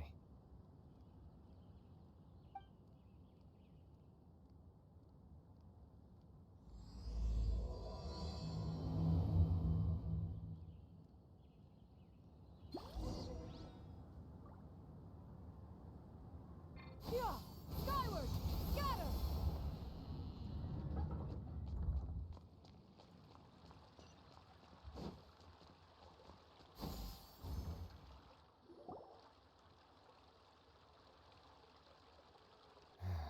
Do you see him? The old man flailing around? Oh, is he the one you wanted to talk to? Correct. His name is Cyrus, a former Spontamod sage. He taught both me and Lisa. Huh? teacher is in trouble? It's ridiculous. I'm just an old man who enjoys a spot of gardening, shopping, and wine. What sort of person targets an old retiree? Professor, I've brought some friends.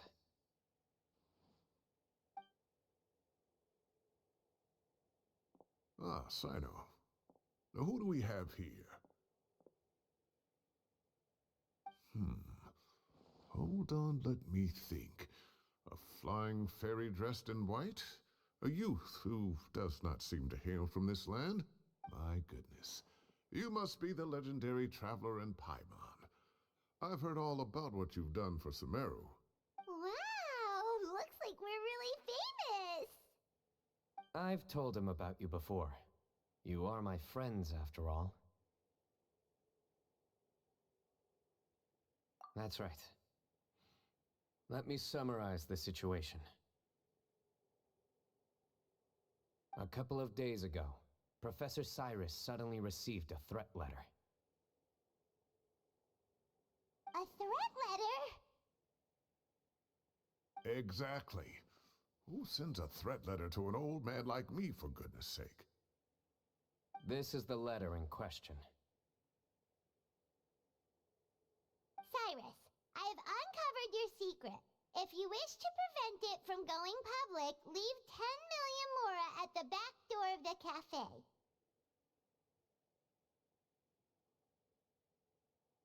Secondly, don't come looking for me. You'll never find me. But I will always be watching you and all of your secrets. Finally, if you dare to report this to the Matra, there will be consequences. Wow, they sure didn't mince their words. Clearly, this person must be desperate for Mora. 10 million more. I'm just a single retiree with nothing to my name beyond the tomatoes in my garden. Where do people think I'm hiding 10 million more, huh? And my tomatoes? There were no witnesses, so currently the letter is all we've got. So, Traveler, Paimon, let's put our heads together.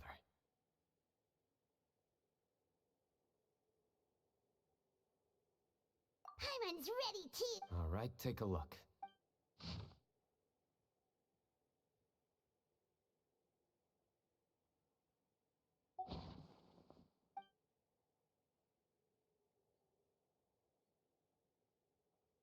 Yes. Some of the... So is there something wrong with the ink? Possibly. And I bet the paper has something to do with it. Most of the paper around here is much smoother than this, and the ink is absorbed quickly so it doesn't run. This paper, meanwhile, it's very coarse-grained, almost as if it's made from some sort of plant matter. It's certainly not the same paper as we use in the academia, but the ink is nothing special. Just regular black ink that gets a blue tinge when applied to paper. So do we think the culprit has a connection with the academia or not? Wait, check this out! Looks like this part got wet at some point. Agreed. The staining suggests it was a colored liquid, not plain water. It also looks like it was wiped off with a damp cloth. A colored liquid, so... tea? Wine? Looks like we're thinking along similar lines. Let's go talk to Arof. There are some things I'll need him to take care of.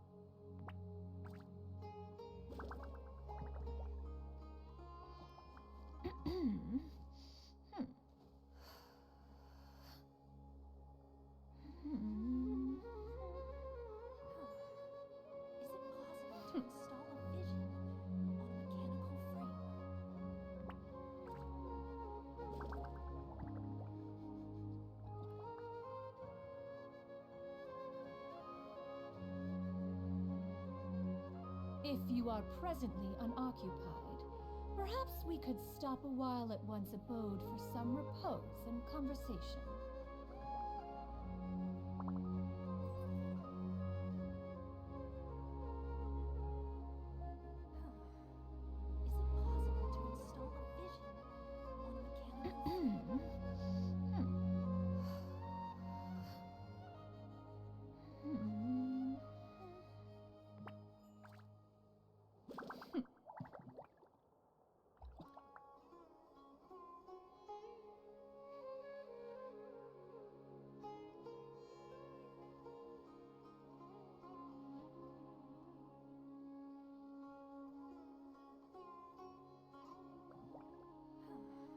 The secrets of the mechanical arts are too profound to convey in a few simple words. Oh, but why must the listener grow weary whenever I begin to divulge them?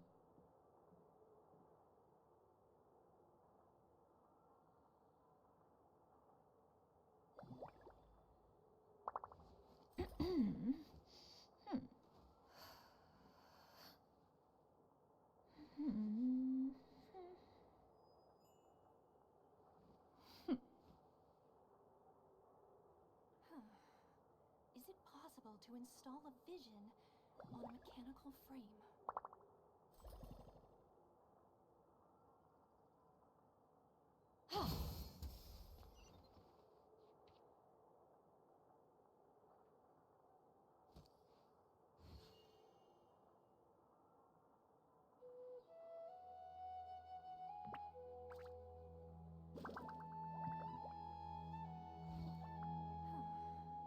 Is it possible to install a vision on a mechanical frame? Yeah! Skyward! Scatter!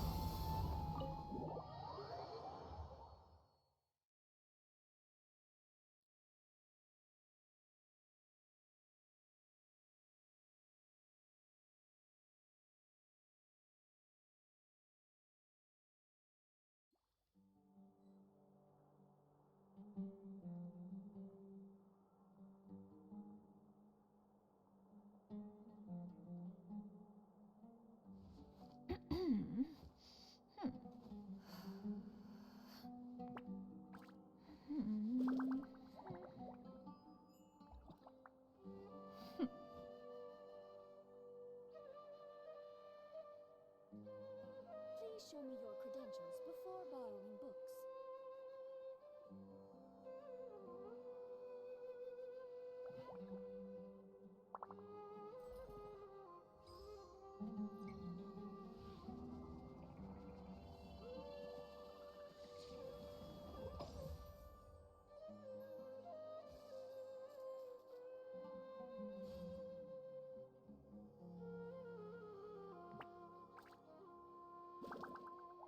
Please show me your credentials before borrowing books.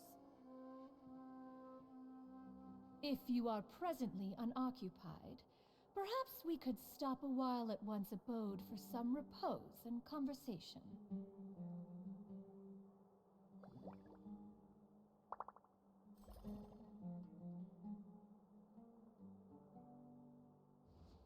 Please show me your credentials before borrowing books.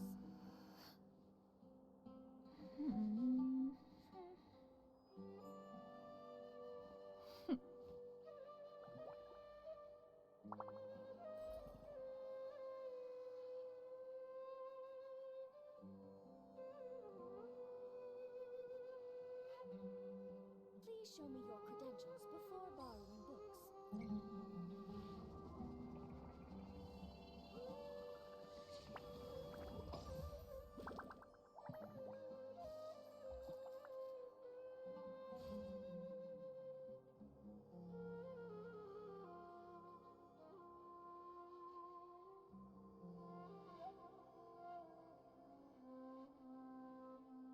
Peace prevails throughout the land, and all things are made new, as buds in the spring. Please show me your This credentials is an before auspicious borrowing era for books. humanity.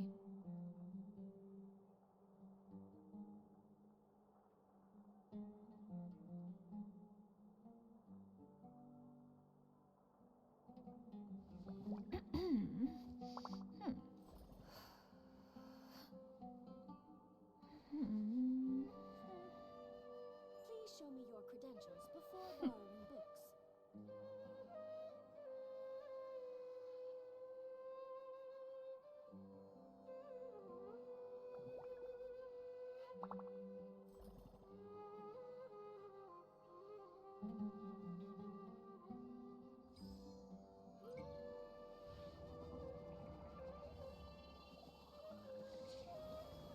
show me your credentials before borrowing books.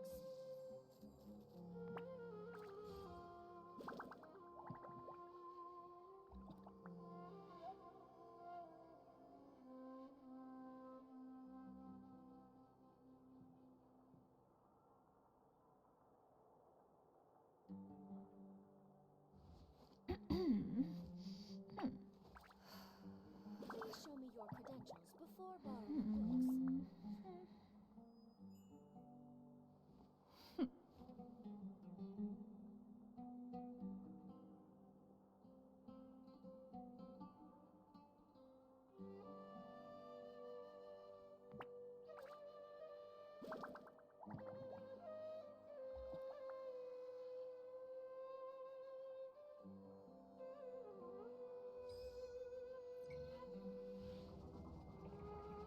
Please show me your credentials before borrowing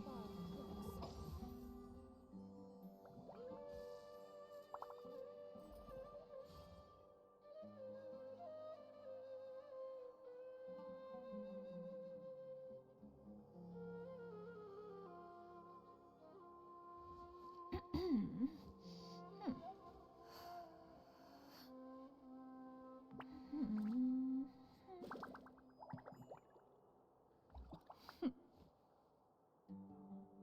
Please show me your credentials before borrowing books.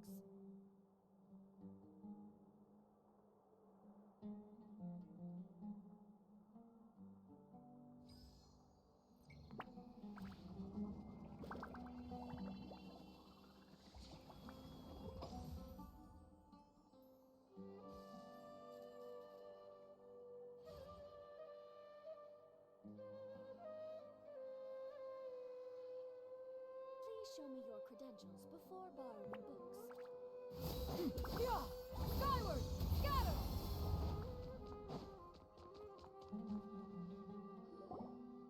Arav. Ah!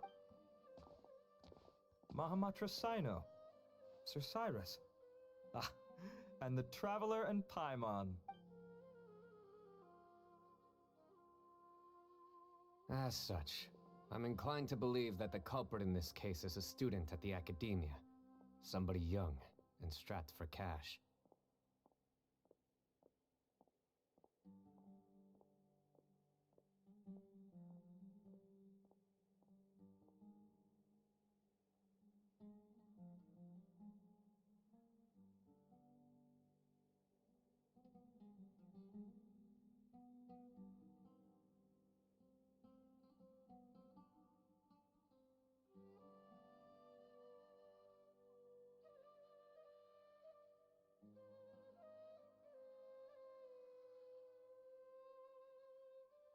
Oh, one last thing. Oh, of course! You think the culprit... They do look like coffee. Also, if I'm not mistaken, the letter is written on a type of scented paper that has aromatics added during the manufacturing process. The kind often provided as writing material for customers in cafes and taverns. Ah, of course! Yes, like they sell in the gift shops. I remember now. Zaha Hadid bought some a while back. She said she was going to use it as wrapping paper for a vase. Understood. I'll assemble a team to investigate the points of interest immediately. You have my gratitude.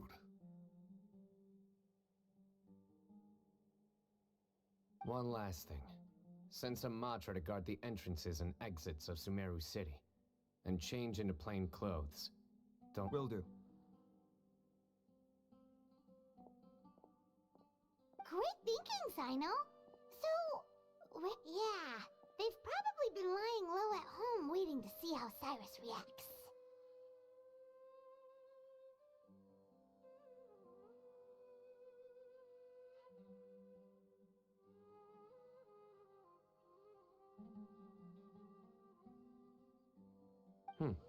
You're right, Puck. Really? The culprits approach.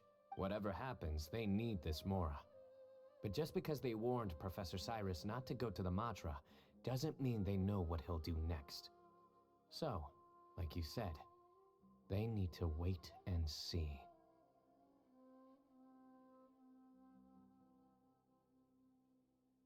And crucially, the culprits said they'd be watching the professor's every move. Huh? Wait, are you saying...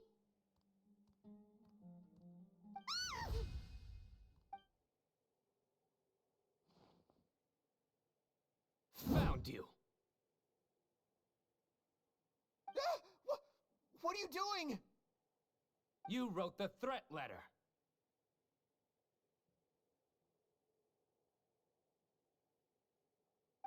I don't know what you're talking about. What threat letter? I sensed someone was watching us from the shadows the moment we entered the House of Dana. You managed to stay relatively well hidden for someone reckless enough to threaten Professor Cyrus. There are a lot of people here, but we were looking specifically for Arav. Whoever followed us the whole way was likely to be the culprit. I was just listening in, that's all. You know something big's going down when Mahamatra Sino shows up, right? So I got a little curious. What's the big deal? You smiled when Arav left. I saw it as clear as day. Is smiling a crime now? There are coffee stains on the letter. You mixed some coffee with water, gently smeared it onto the paper, then wiped it off with a wet cloth.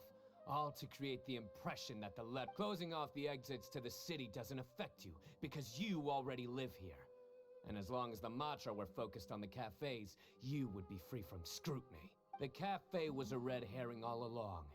You had to be somewhere where you could monitor the professor's movements.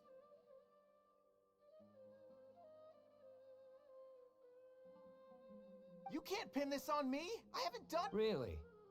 Then why are you shaking like a leaf? The innocent have no reason to fear the Matra. Your heart's racing, and your eyelids are twitching. You're a terrible liar. I would never— Don't try anything or you'll pay the price. Now cut.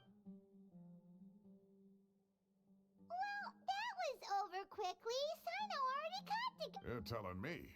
One minute I go out for a quick smoke, the next minute I see Arav already on his way back to meet up with Sino. Looked like a young guy, too. Couldn't have been much more than 30. But after what he's done, I'm afraid he's ruined his whole future. Everyone, it's all over.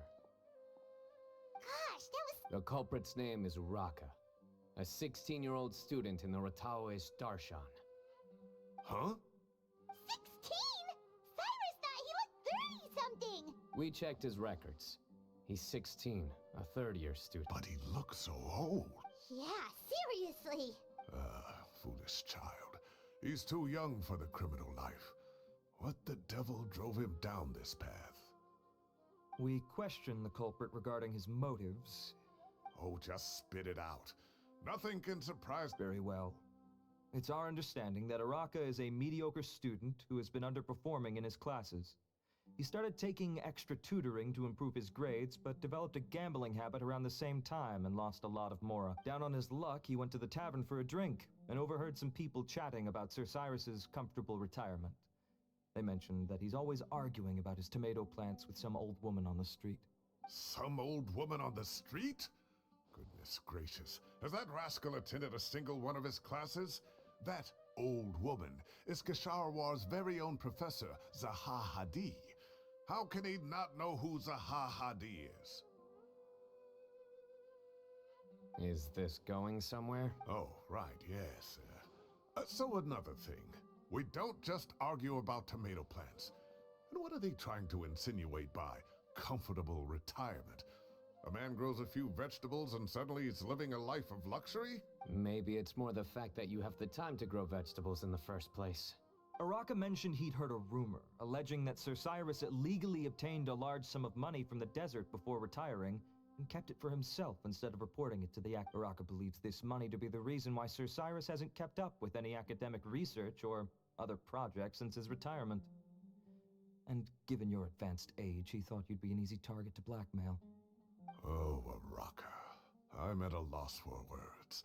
I'm so angry I don't... People make up rumors all the time. I am quite confident that Professor Cyrus has never embezzled a mora in his life. Arav, you'll have to find some excuse to interrogate Araka again later. I need you to deliver a few firm fistfuls to him on my... I completely understand how you feel, Sir Cyrus, but I'm afraid that course of action goes against the Matra's principle. Professor, there's no need to be childish. Oh, come on. I was clearly joking. Okay. Where does this go from here? The academia will determine the appropriate disciplinary action against the student. And as for the individuals spreading rumors about the professor's obsession with tomatoes and some old woman on the street, there could be a slander case here. The Matra will continue to investigate.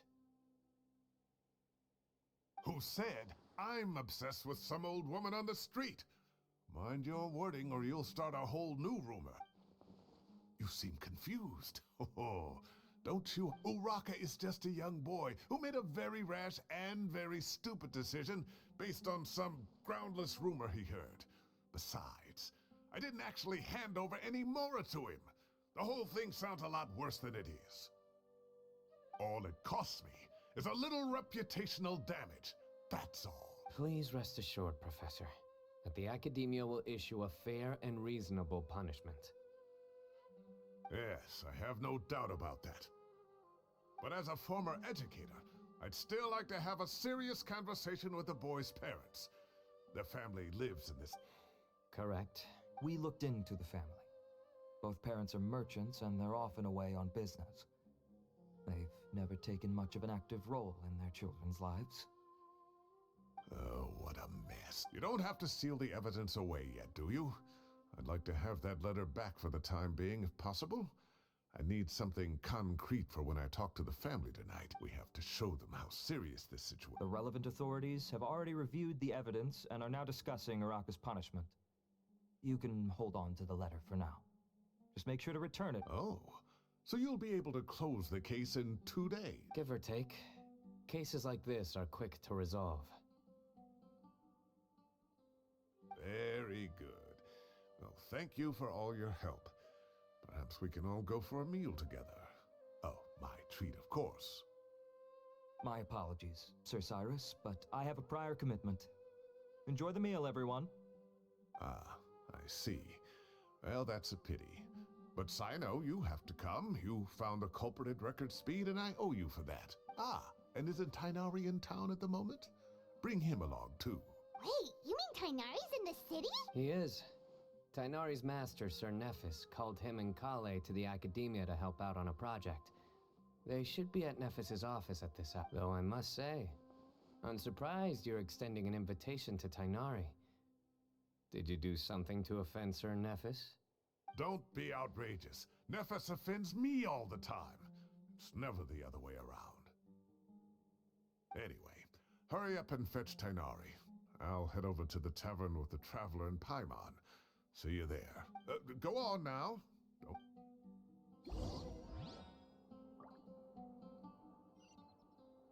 Yeah! Skyward!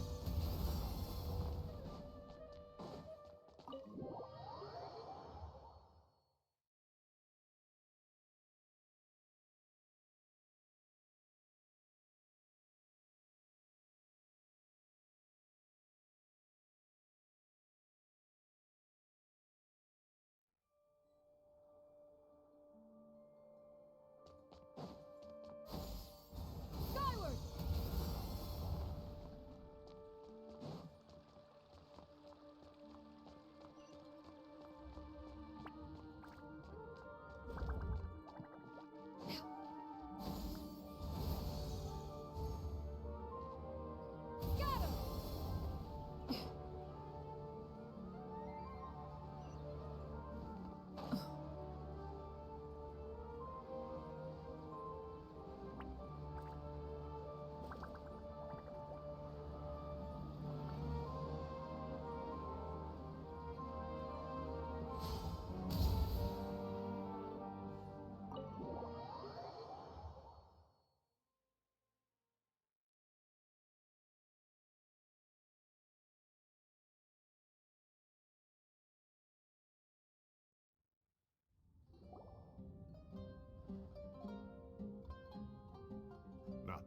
brag, but we never had problems like this at Ratawa His back when I was still teaching. And if you don't want to take my word for it, you can ask them. They were students at the time. They'll tell you what it was like, won't they? I was out in the forest at least 4 days a week back then, thanks to a colossal workload from Master. It wrought havoc on my poor tail, so I didn't exactly keep up to date with what was going on at the Academia. Most of what I know, I heard from Sino after the fact. Professor's become a lot more laid back in his retirement. He used to be far stricter, and was especially known for being extremely principled.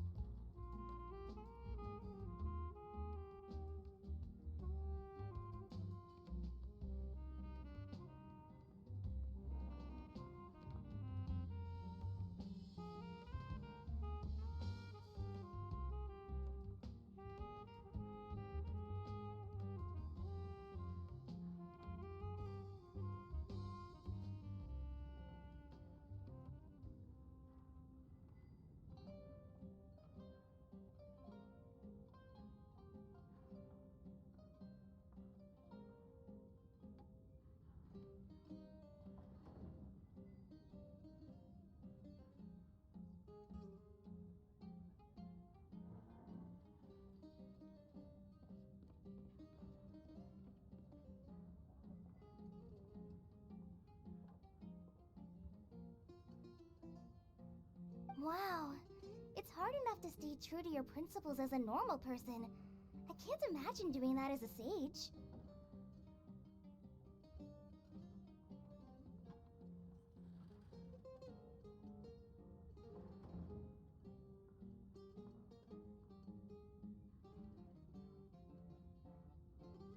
It's a pity Kale wasn't around at the time. I would have happily taken her on as a student.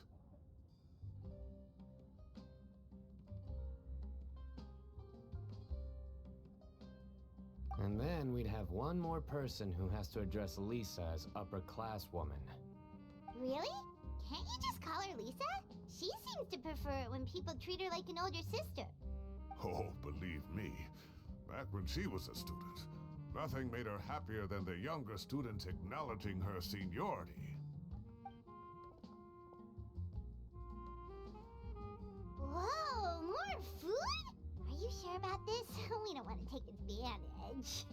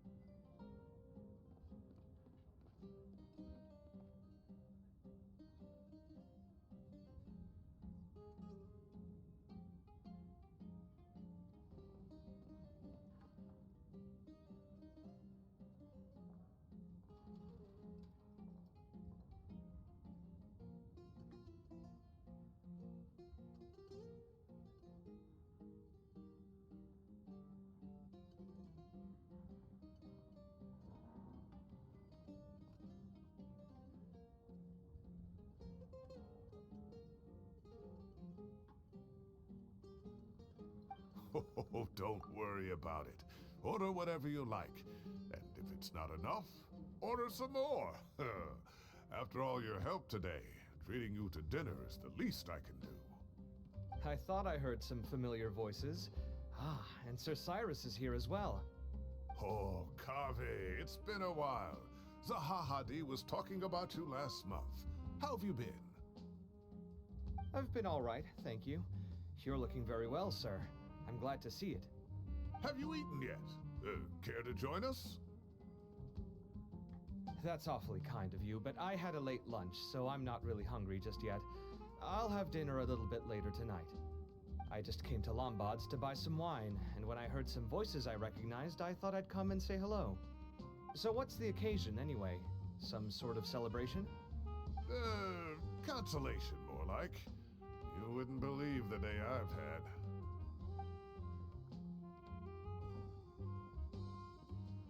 Sounds like things have really gone downhill since I was there.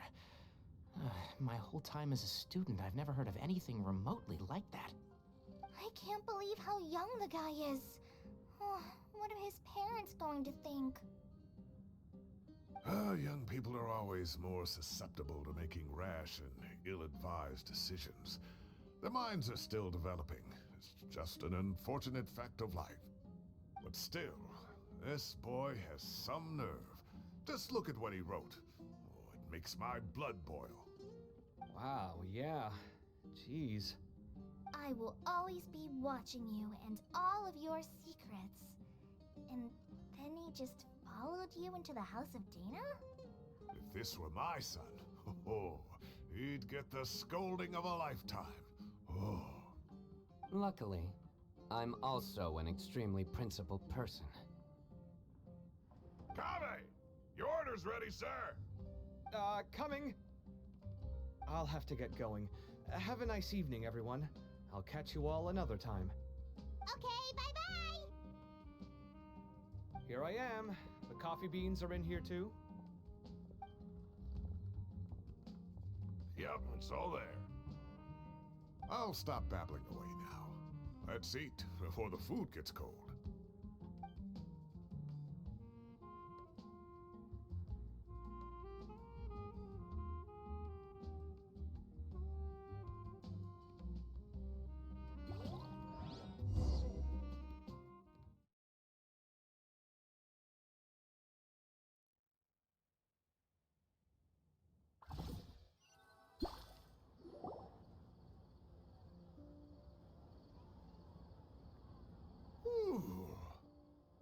Oh, too tasty.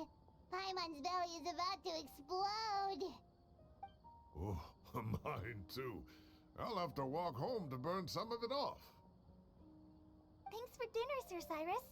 Master Tainari and I will bring you some homemade herbal tea next time. It'll do wonders for your sleep. Well, I look forward to that. In fact, could I trouble you to bring a little extra for the other old folks on my street? I'll be the envy of the neighborhood.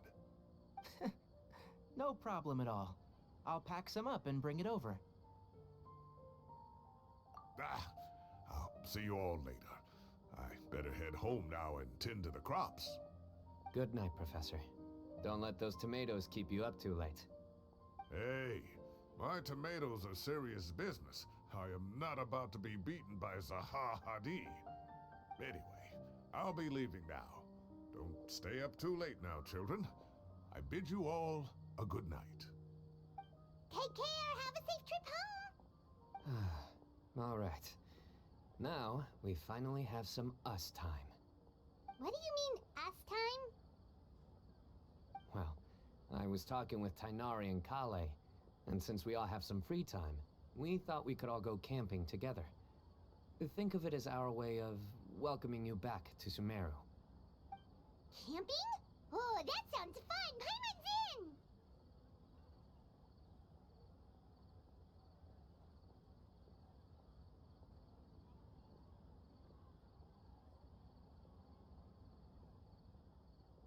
Right? It's been so long since we did something fun together. I can't wait! Everyone, let's meet tomorrow afternoon at the riverbank to the southeast of Gandharvaville. No need to bring anything. We've already packed everything for the trip. Just bring your delightful selves and prepare to have some fun. You got it! We'll be there! Great. Then we'll see you tomorrow.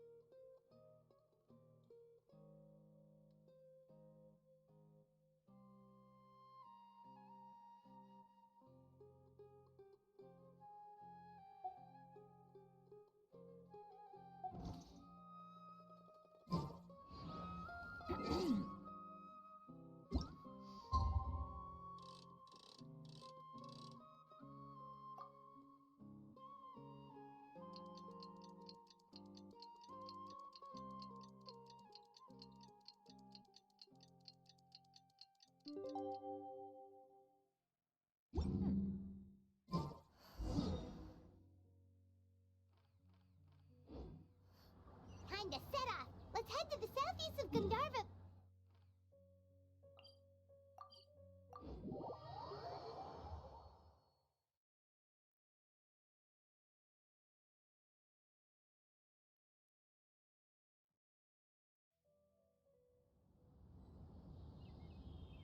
If you are presently unoccupied, perhaps we could stop a while at one's abode for some repose and conversation.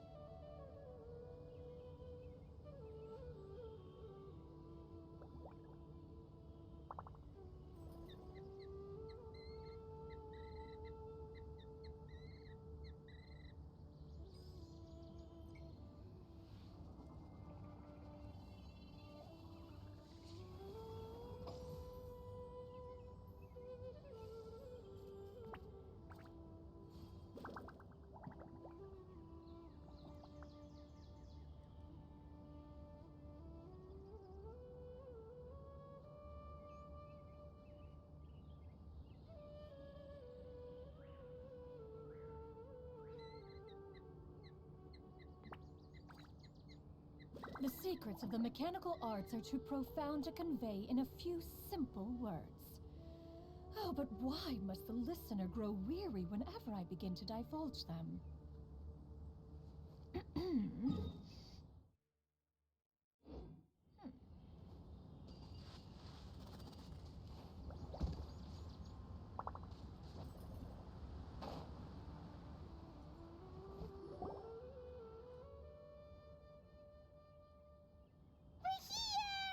Wow, you guys are ahead of the game. You set up the tents already.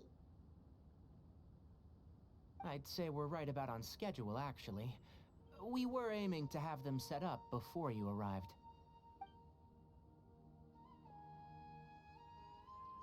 Traveler, Paimon, let's go fishing together. Whatever we catch, we can grill for dinner tonight. You got it. Dinner's on us tonight.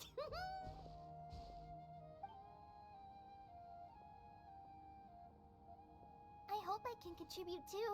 The other forest watchers gave me some fishing tips a little while ago. I'm really looking forward to giving them a try.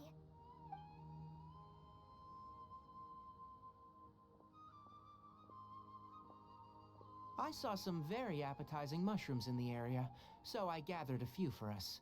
I'll leave them here along with some fresh fruit. Wow, camping with a forest watcher is the way to go! They think of everything! And even if they don't, they can improvise! This is true. I don't think I've ever had a single rough day in this forest. So, how has everything been going for you? Well, there's been some high points and low points, but we've had some unforgettable experiences along the way. I see. Oh, in that case, you should try a valberry. I bought some from the market this morning. A valuable suggestion. Just don't bury your feelings, All I wanted was to recommend something bittersweet. Oh, I have a sudden craving for fruit tea. I'm gonna go fetch some stuff. Bye!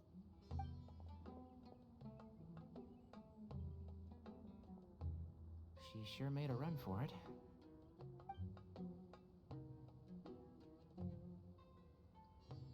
Unbelievable! She made a run for it! So Kale chose the path of tactical retreat. Could it be she foresaw what shall soon come to pass?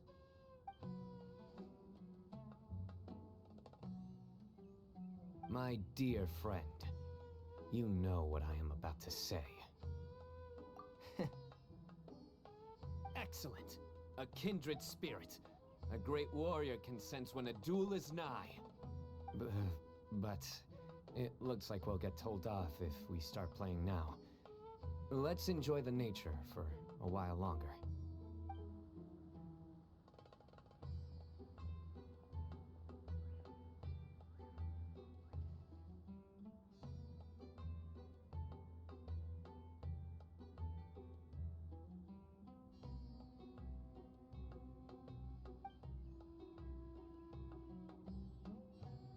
We got a bite! I'll reel it in.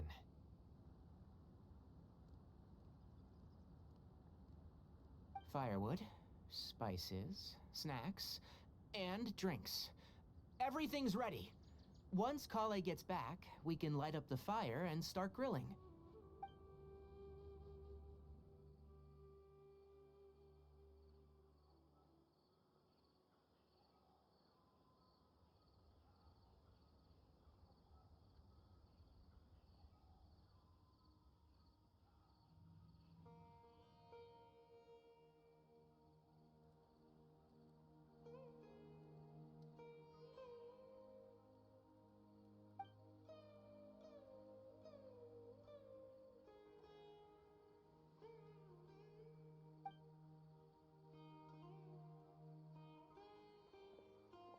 There are 3 tents. Which one do you two want to take? How about the one on the left?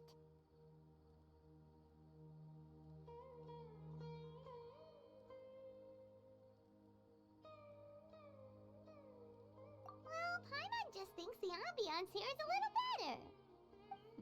True. But it's also the closest to the water.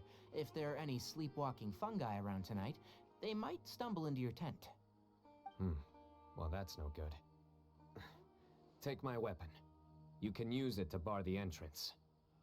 Anyone would think you were sealing the gates to King Deshret's mausoleum. Excellent. Then this tent will be an impenetrable fortress. I'm back! How's your appetites? Ready for the barbecue? Always.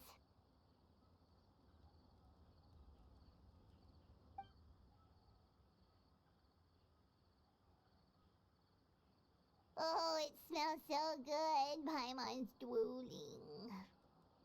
Someone sure is desperate to eat. I think it's time to add the seasoning. How do you like your skewers? Well done? Medium? Rare? Wait, what? Isn't that just for steaks? Hey, if it works for steak, maybe it works for other things too. Medium well for me. Okay, these are about ready now then.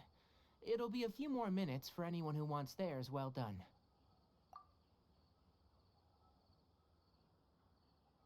Oh, that was so delicious. If Paimon's stomach had space, she'd eat 3 more skewers. I ate a lot too. Here comes the food coma. If you're tired, then go rest. You must be getting sleepy too, Paimon. Why don't you guys head to your tents? Sino and I will clean up. Tonight I show you mercy. Our sacred duel will take place another day. Good night.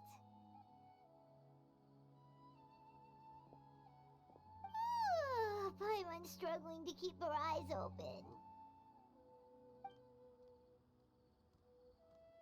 Oh, don't forget this. The Staff of the Scarlet Sands. Wait, you were actually being serious about that? It's a very powerful weapon. Try it. Paimon can't even lift that thing. Fair enough. You sure you don't want it? Yeah, Paimon's sure. We'll be fine. And even if we do get an uninvited guest in the night, Paimon will be here to take care of the traveler.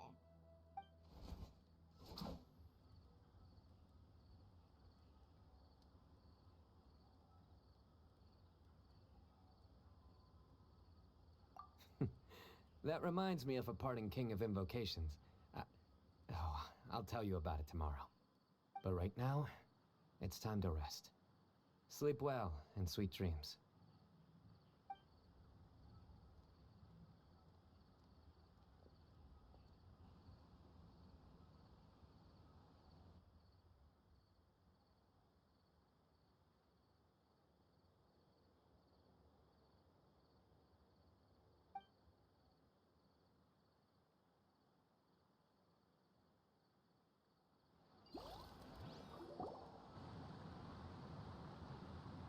I think they should all be here.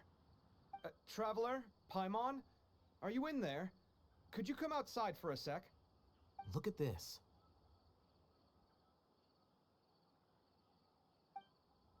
What the?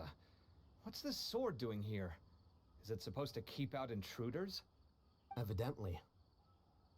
What? Who is it? Oh, what time do you call this?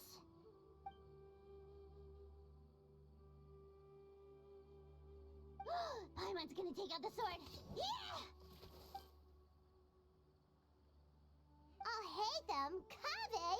What are you doing here? It's the middle of the night! Sorry to wake you up at this hour of the night, but we've got a situation on our hands. Let's get dressed and talk about it outside.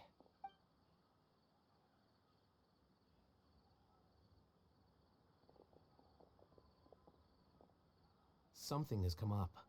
And since it pertains to Cyrus and Sino, I deemed it essential to inform you all. Whoa, back up. Let's start from the beginning.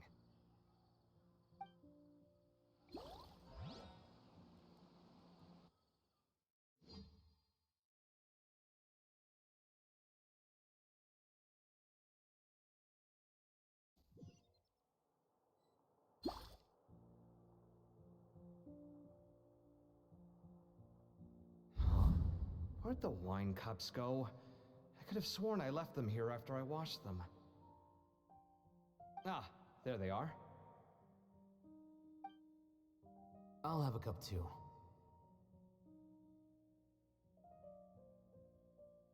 Can you see if the cookies are still on the table?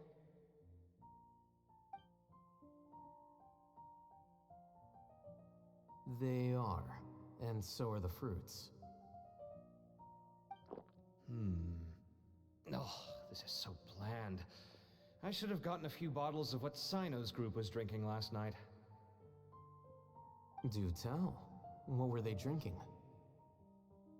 Oh, right, I forgot to mention. So, I ran into Cyrus yesterday evening when I went to the tavern to pick up some things. He was hosting a dinner for Sino, Tighnari, Kale, and the Traveler and Paimon. Anyway, they got a bottle of Lombard's new vintage for the table. At least, I think that's what it was. It looked pretty good. Sounds like they're all tangled up in this. You know what it's about, right? 16-year-old kid tried to extort Cyrus. He was asking for 10 million mora. I heard some people talking about it on the streets, yes. Didn't take them long to catch the culprit. The sages are probably dealing with the case by now. I wonder what Sir Nephis and the others will make of it.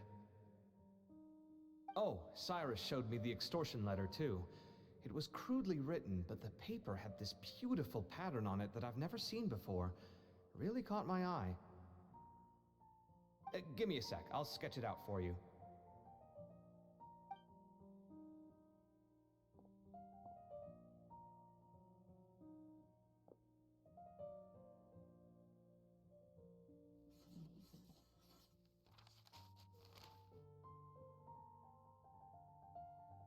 Okay, done. Take a look. You see what I mean? I don't think I've ever seen writing paper like this around before. God knows where the culprit got it from. Interesting. These are all motifs associated with the tribes of the desert. What? Really? Take this, for instance. Looks like an outline of a spire, similar to the kind found on some ancient palaces. And the crisscrossing and mirroring here, I recognize that too. It bears a striking resemblance to an ancient emblem, one that hasn't been used in a very long time. Whose emblem is it? It's the emblem of the Temple of Silence.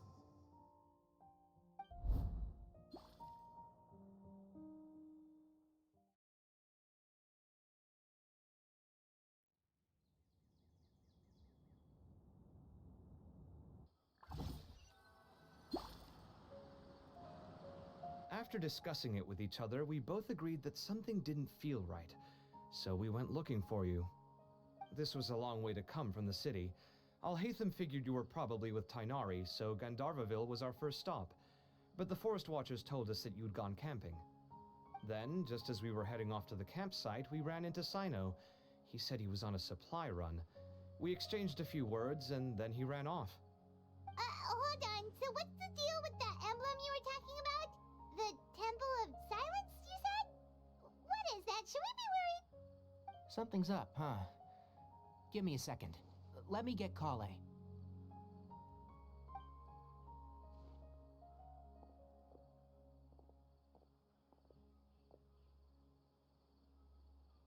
So you've never heard of the Temple of Silence? Well, to put it simply, it's an organization that has existed in Sumeru for over 1,000 years.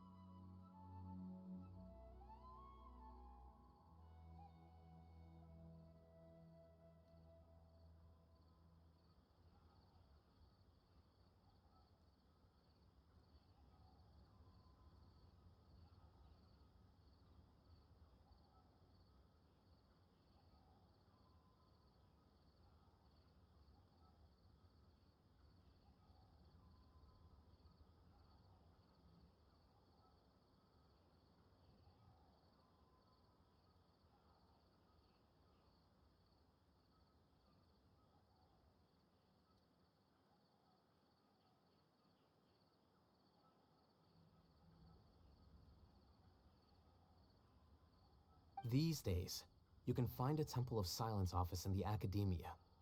Theoretically, it's responsible for the custody and disposal of information and documents not fit for public dissemination.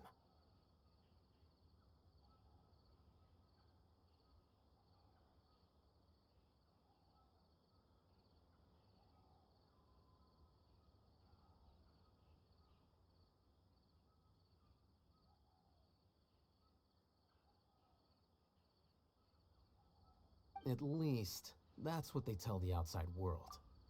In truth, it's essentially a vestigial institution nowadays.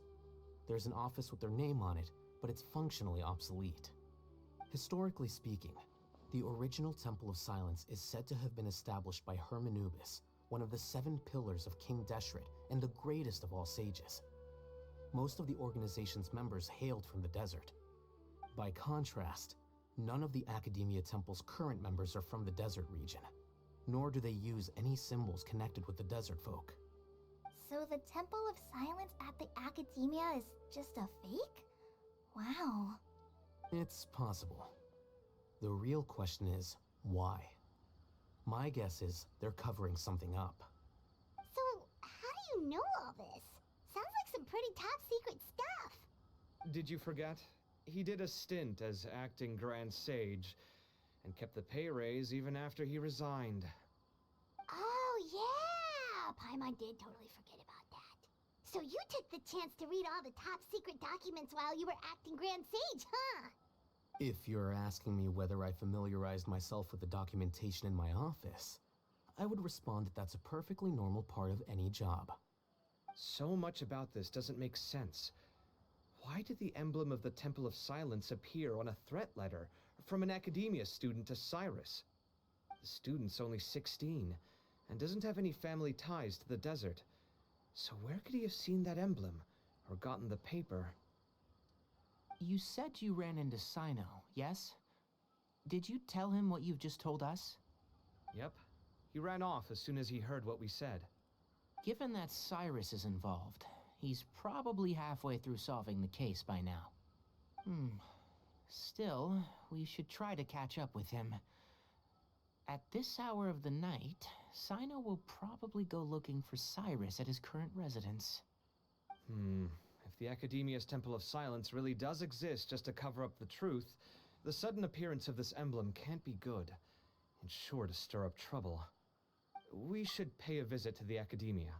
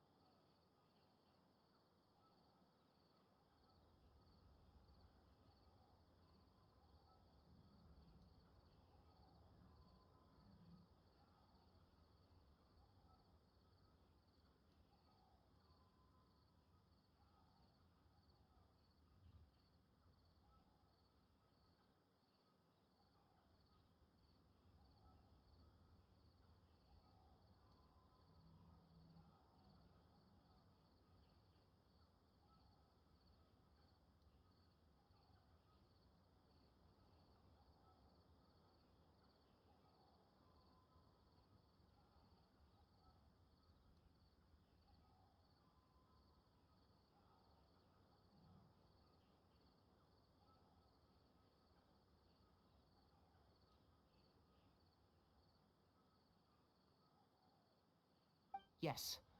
As the Sage of Amorta, my master ought to know the truth about their office. You can ask him to tell you what he knows. The more information we have, the better prepared we'll be for whatever happens there.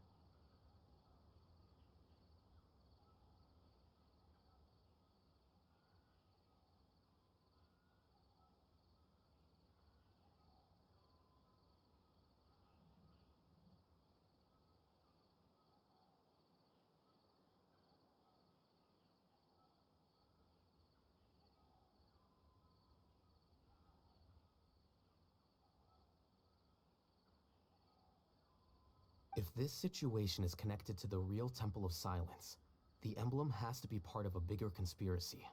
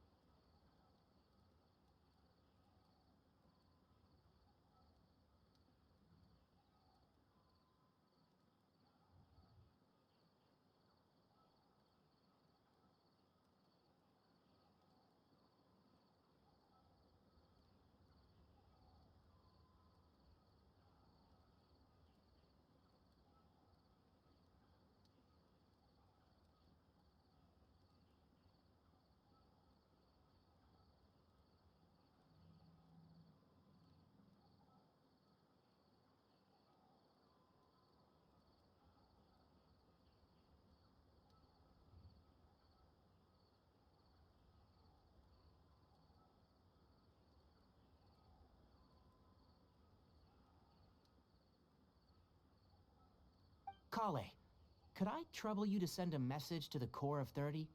Tell them to keep an eye out for Cyno and Cyrus. Traveler, Paimon, you two come with me. We'll go after Cyno.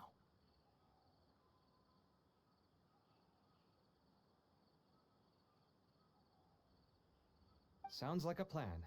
Let's go.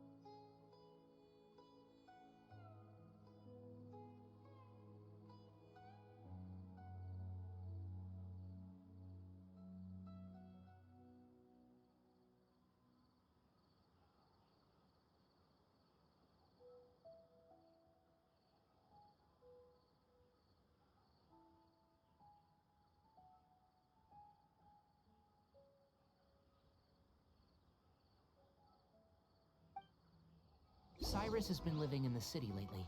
He rented a place near the field so he can keep an eye on his tomato plants. Then let's go look for him there.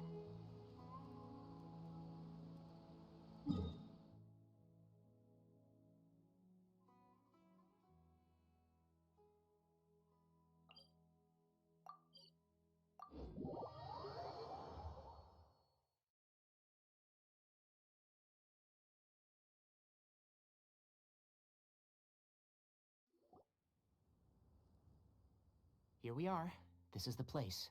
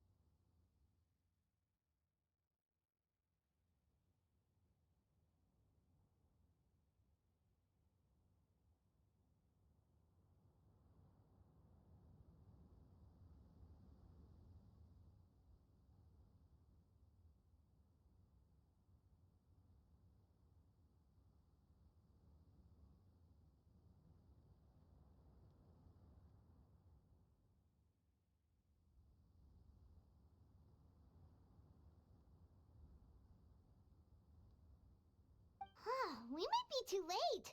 Looks like nobody's home. Oh, Sino moves fast. If he was here, he's probably long gone by now. I know that voice. Is that Tainari I hear?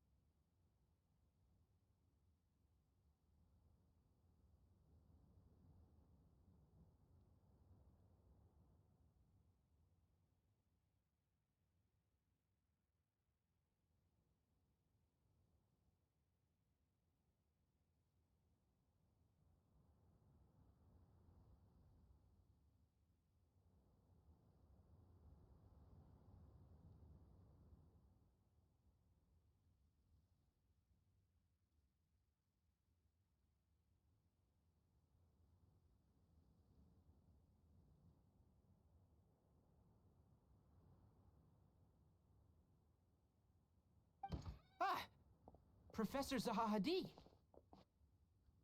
Wow, so it really is you. My goodness, whatever is going on tonight?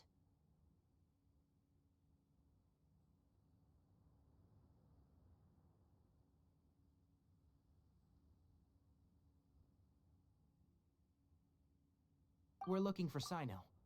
So, he's already been here. Yes, not long ago, in fact. He knocked on my door and asked if I'd seen Cyrus today at all.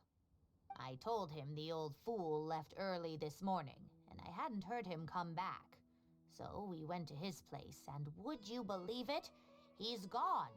Goodness knows where to. It must have alarmed Sino, because he took off in an awful hurry after that. He never did explain what this was all about. How serious is it?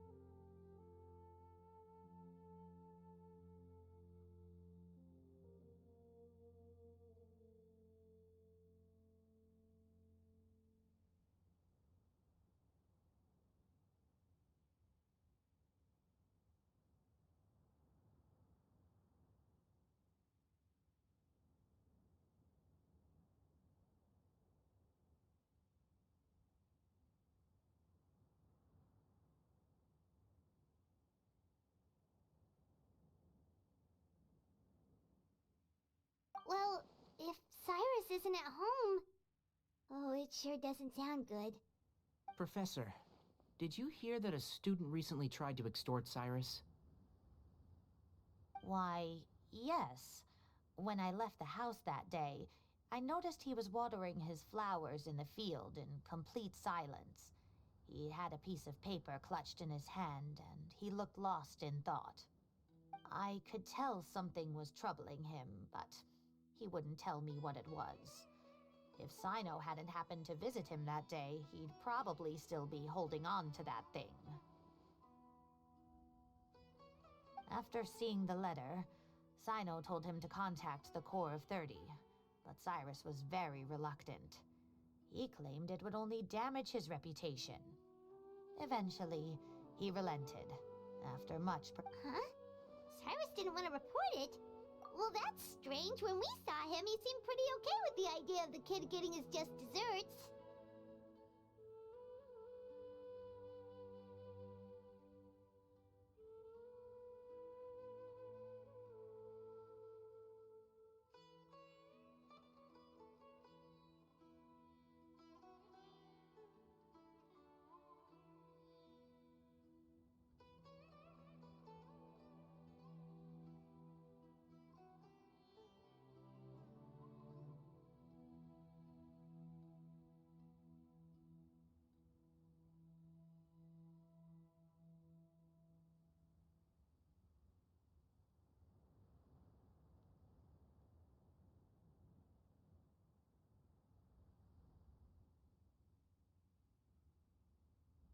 As a former sage, it's possible Cyrus still has enemies at the Academia. That's why Sino was so insistent that he report the matter to the authorities. I was there while they were going back and forth over it. So Cyrus initially hoped to stop this from going public. But why?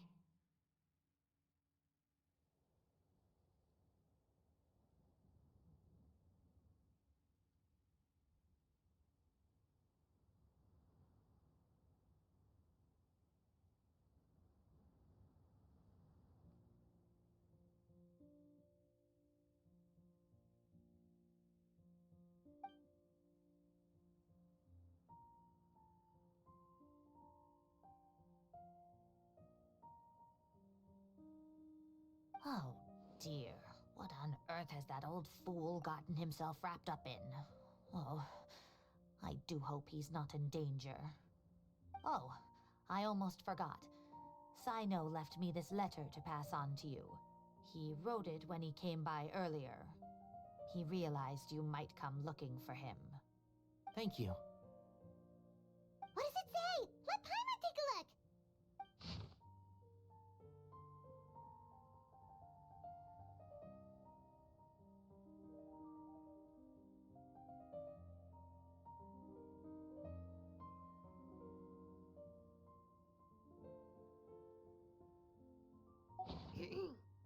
My friends, this is a rather complicated state of affair. Unfortunately, I cannot disclose more than that. I ask you to understand and accept that I had to act alone at this stage. Don't come after me. Yep, that sounds like Sino. Thank you, Professor. Please do not worry. We will do all we can to protect both Sino and Cyrus. Traveler, Paimon, let's head to the Academia and regroup.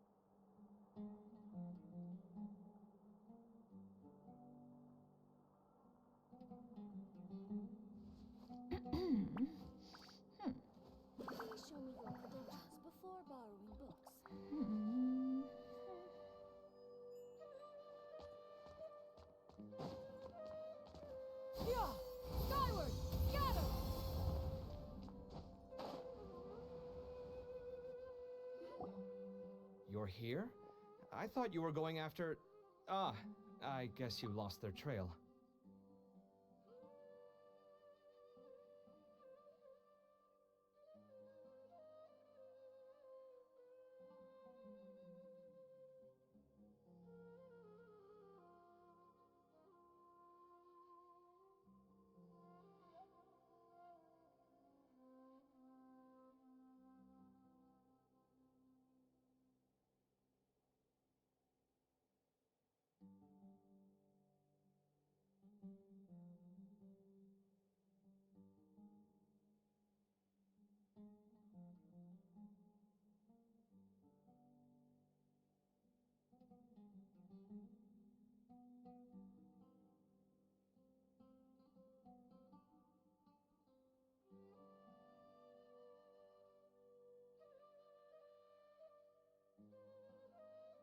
We went to Cyrus's house.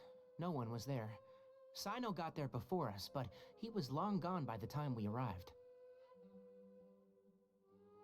He didn't say where he was going?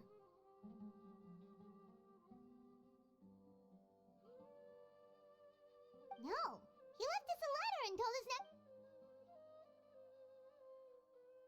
Can't say I'm surprised. Typical Sino.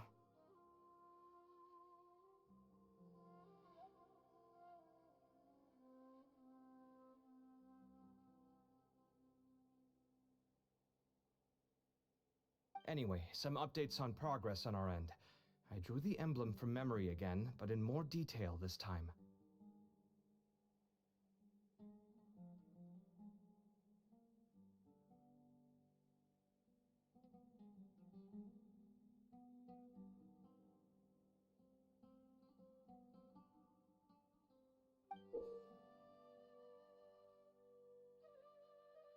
I checked some ancient texts for a similar design. The one I found was a little blurry, but the similarities in the general form and certain details were clear enough to confirm a match. Yeah, and we're lucky we found anything at all. It turns out the emblem was all but lost to history. We scoured the entire academia collection, and that book was the only one with a record of the Meanwhile, Arav managed to get Uraka to disclose his source. The one who told him about Cyrus's embezzled funds was a young man from the desert. According to Uraka, he had a striking presence and was well-educated. Apparently, the two met in the tavern over a game of cards. The guy claimed to be in the city for business as part of a merchant caravan.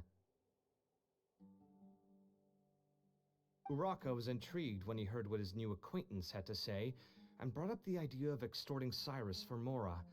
The guy encouraged him to go ahead with it, then handed him some pen and paper to write the letter.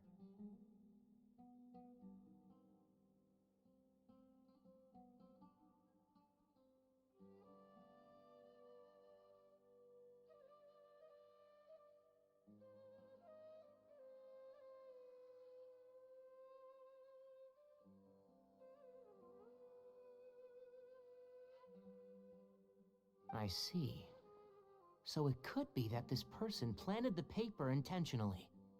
So, how do we find this guy? Did Uraka say where he is? He doesn't know. He claims not to have seen him since that day in the tavern. The man gave him some tips on how to carry out the extortion, but from then on, Uraka was acting alone. Nephis and Arav have gone to meet the Court of 30 and review the city's entry and exit records. Also, Nephis admitted that the Temple of Silence in the Academia is just a facade. The true Temple of Silence once came to the rainforest to establish a collaboration with the Academia, but as time went by, the sages gradually became corrupt and foolish. The Temple of Silence felt that they could no longer trust the Academia and ended the partnership. They retreated back to the desert about 400 years ago. Ever since its inception, the Temple of Silence has been the guardians of King Deshret's civilization and belief system. They traveled throughout Sumeru, sequestering and guarding any wisdom that posed a threat to the people's livelihoods. At its roots, it was a legitimate and reputable organization whose purpose was to guide people towards the right path.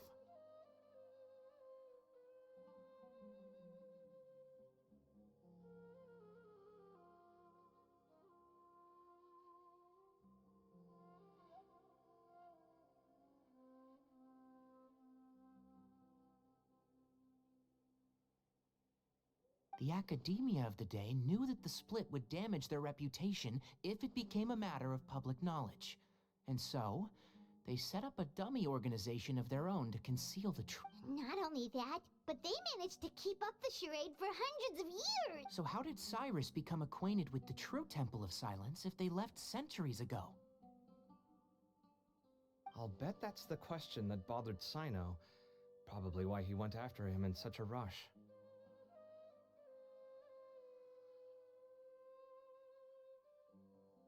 Whoever is behind this, getting Uraka to extort Cyrus was only the first step of the plan. He must have recognized it right away. That'll be why he didn't want to involve the authorities. He probably hoped to take care of the whole thing by himself. Unfortunately for him, Sino had other plans. Since the desert is where the Temple of Silence originated, that is in all likelihood where Cyrus went.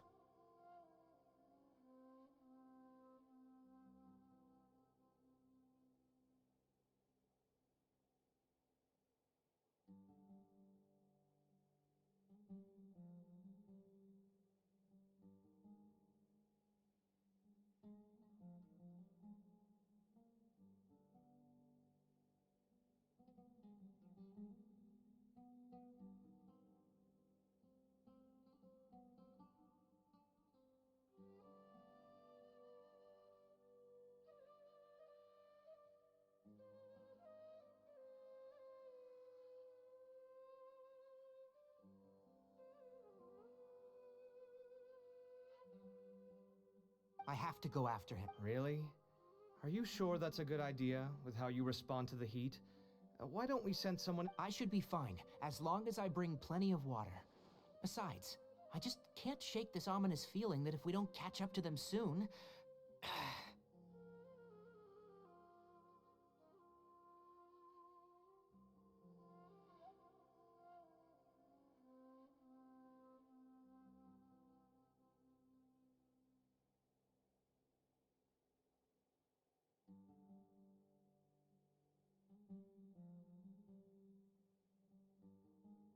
Everyone, I have news from the core of 30. Thank you. 「 Thank you. 「 Thank you. 」 Thank you. 「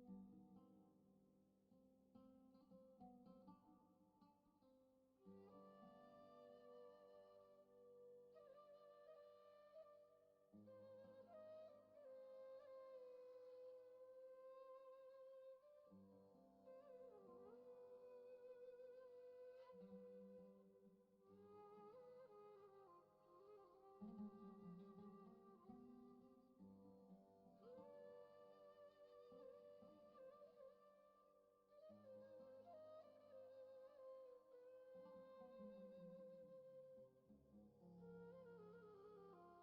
Thank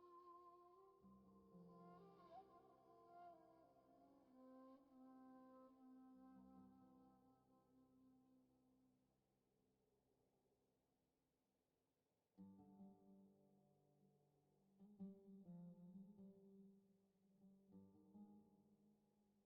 Master! Oh, so that's Nafis, Tainari's master? Oh, we're finally getting to meet him in person!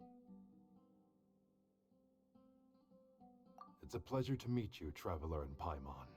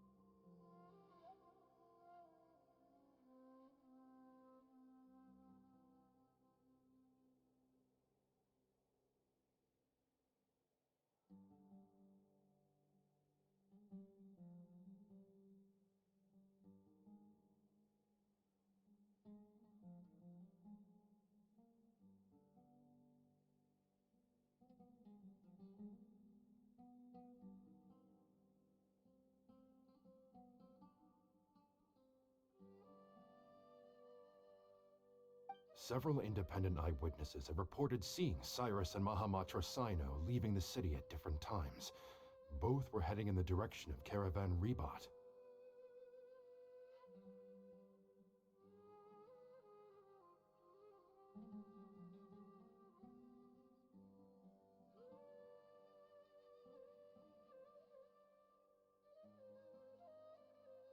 I was going to suggest that you join forces with the Corps of 30 in this case. However, as I'm sure you've already heard from Alhaitham and Kaveh, the Temple of Silence is involved.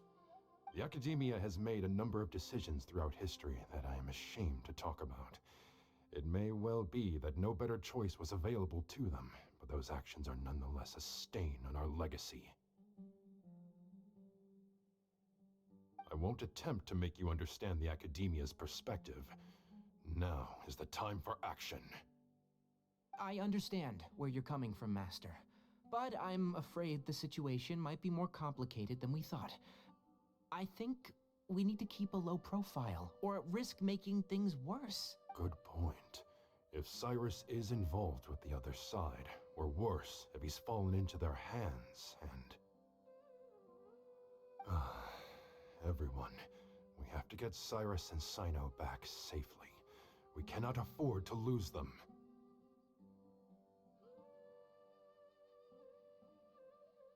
Need our help? Whatever you need, we got you covered. Really? Wonderful. You have my most sincere gratitude.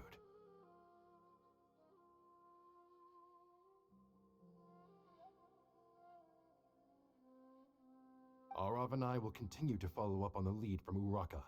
Kaveh, Scribe Alhaitham, I'd like to ask you to cover the duties of the House of Dana. Tainari, you are planning to go into the desert. I am. Kaveh, I'll be okay.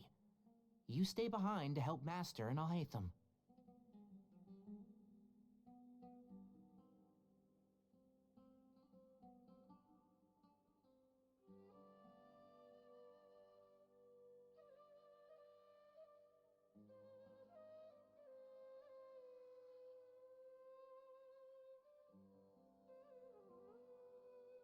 Well, if you're sure, okay.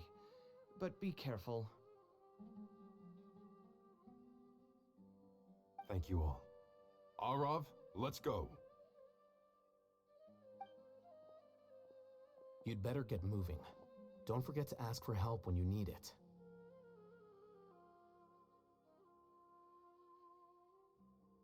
Will do. Let's go, Tainari. Hopefully we can catch up with Sino before it's too late. Knowing him, he's probably covered a fair distance already, but we still have a shot. Let's take it.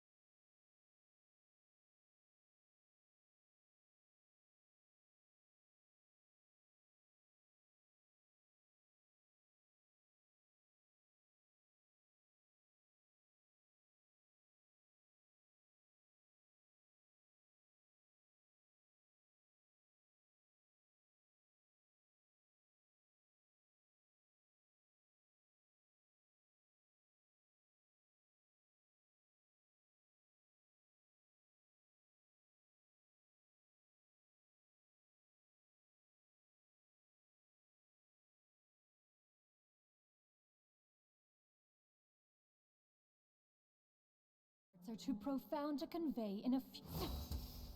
Yeah! Skyward!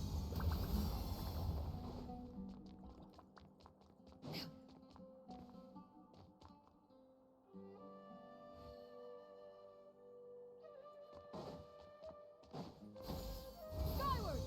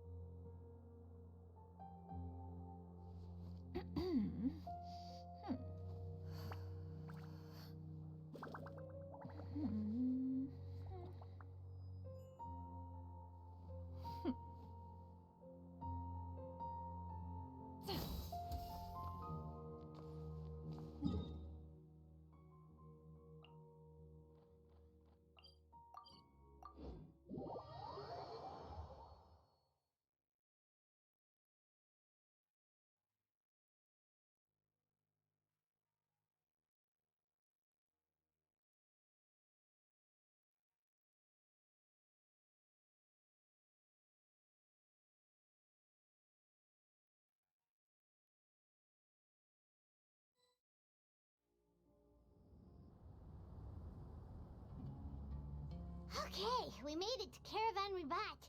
Where should we go next? Maybe we should ask the nearby guards if they've seen anything. Hold on. Look over there. Is that Dia? You sure you want to brave the desert alone? I mean, it's your choice at the end of the day, but still. It's not my first time. I'll be fine. Sino. If you're really going to go through with this, then at least take our advice. When you're packing for your trip, budget for 5 days more than you plan to spend out there. Makes sense. Okay, I'll go get ready. Thought we might find you here. You're trying to retrace Cyrus's steps, aren't you? Didn't I tell you not to come after me? I thought I had a good lead on you.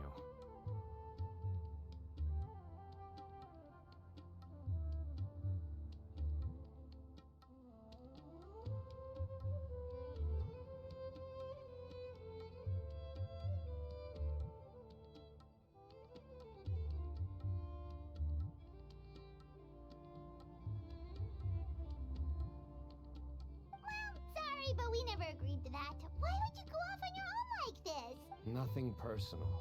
It's just a complex situation. And I'd rather not Takes a special kind of person to get Sino chasing them all the way out to Caravan Rebot. But why so coy today, huh? You only gave us his age and description. Why can't you reveal his name? Is he Sumeru's most wanted or something?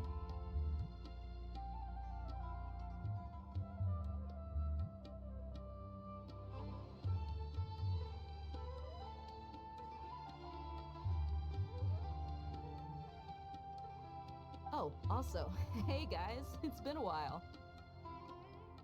Dia and Candace! So nice to see you. Actually, seeing all of our friends is the whole reason we're here. You're looking well. Glad to see it. Candace and I came to Caravan Rebot on business. We ran into Sino as he was asking about some elderly gentleman's whereabouts.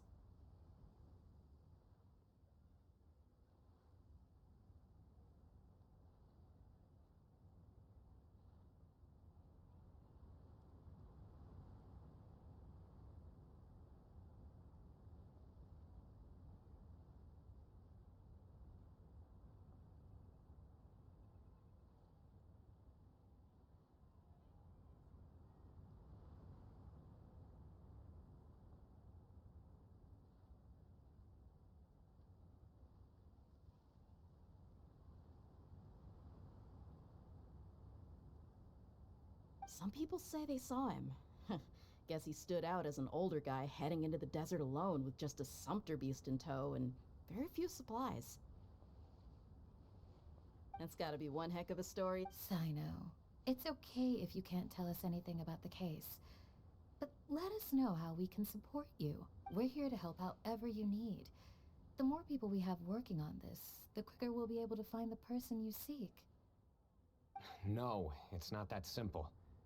If I'm right, he'll be doing everything he can to avoid us. We spoke with Zaha Hadid. From what she said, it's pretty clear that he wants to try and solve this on his own. It won't be easy trying to find him in the desert when he's deliberately trying to cover— Sounds like this is far more complex than we imagined. Still, if he started from Caravan Rebod, the chances are that his route took him past our village. You may as well ask if anyone there has seen him.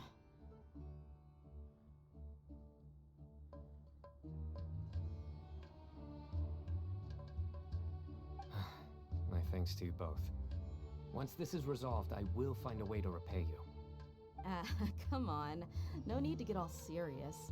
Just buy a round of drinks next time we're all in the city or something. That's a deal. All right, so, you all set? Yes, we'll handle it from here. Thank you again for your help. I don't take it for granted. All right, then we'll leave you to it. Just remember, if you change your mind and need some reinforcements, we'll be here. And don't think you'd be imposing. You can depend on us. Don't worry, we'll keep him out of trouble.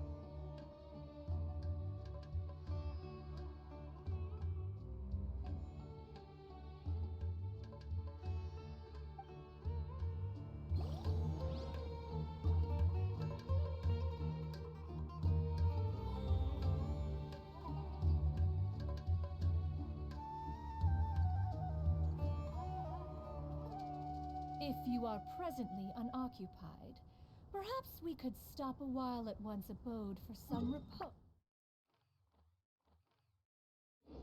some conversation.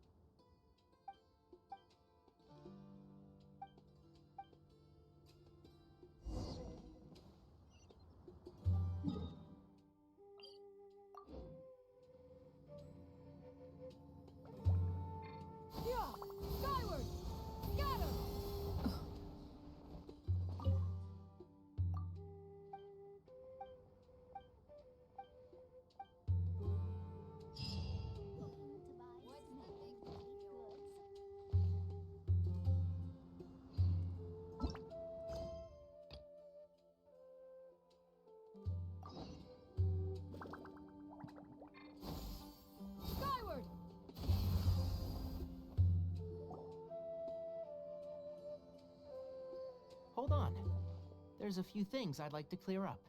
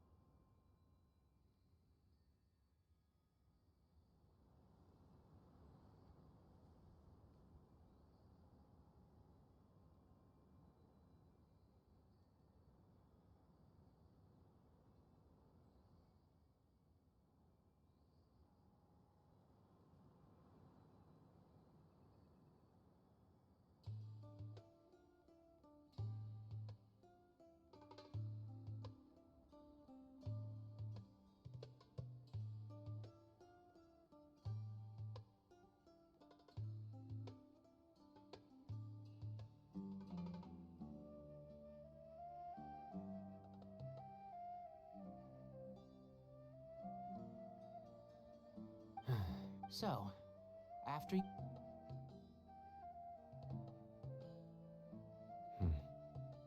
Clearly, we've only scratched the surface of the Temple of Silence question. It does. Do you have any connection with the temple? I do. I trust you're all aware of the spirit that gives me my power. Hermanubis, the original founder of the Temple of Silence. Due to my unique constitution, I was put through a number of trials in the desert when I was younger. Later, I met the professor, and he brought me to Sumeru City.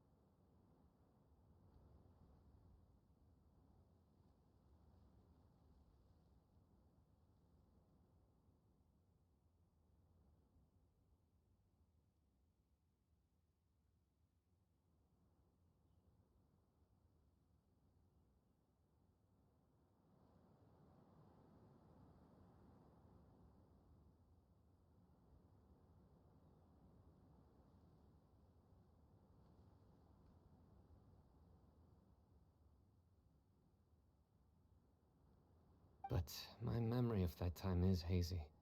It's a good thing that Kaveh noticed the emblem on the letter. Without that, I don't know if we would have connected the dots and realized there was more to this case than mere extortion. I did not recognize that symbol at all. Whether that's because I've never seen it, or because my memory fails me, it's hard to say. Yeah, you're right. Thank goodness for Kaveh, and for Alhaitham's diligence during his time as acting Grand Sage.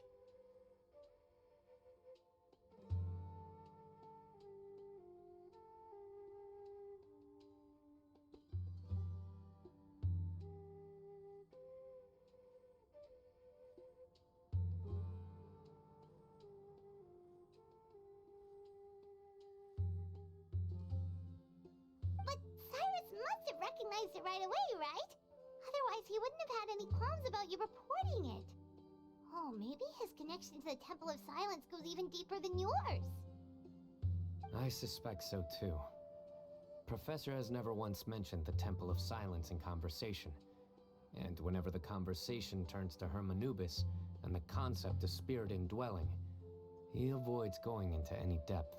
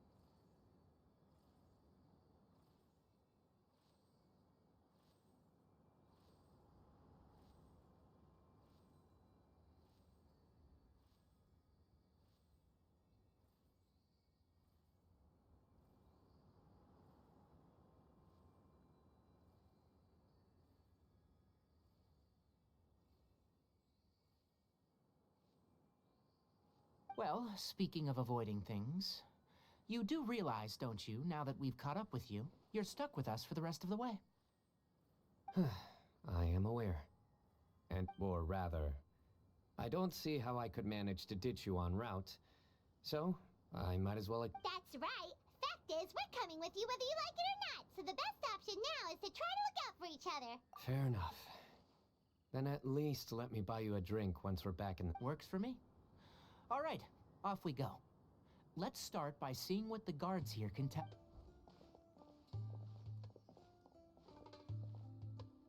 Hello. Mahamatra Sino? I'm looking for someone. So I'd like to confirm any recent foot traffic in and out of Aru Village.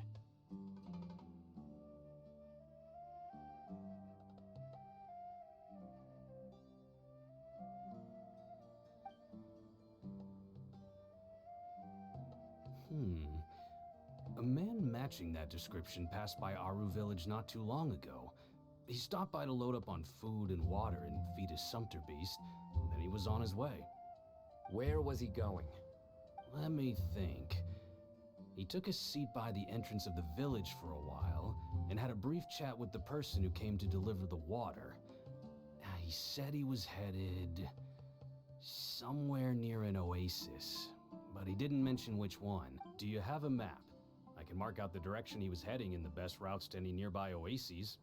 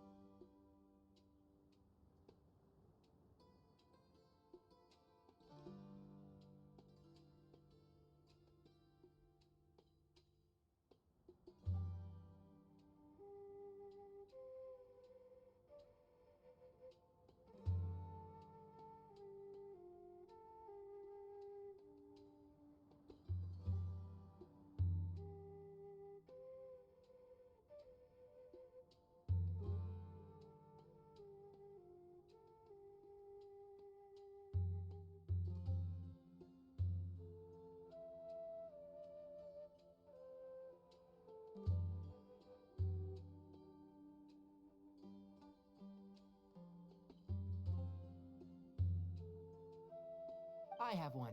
Great.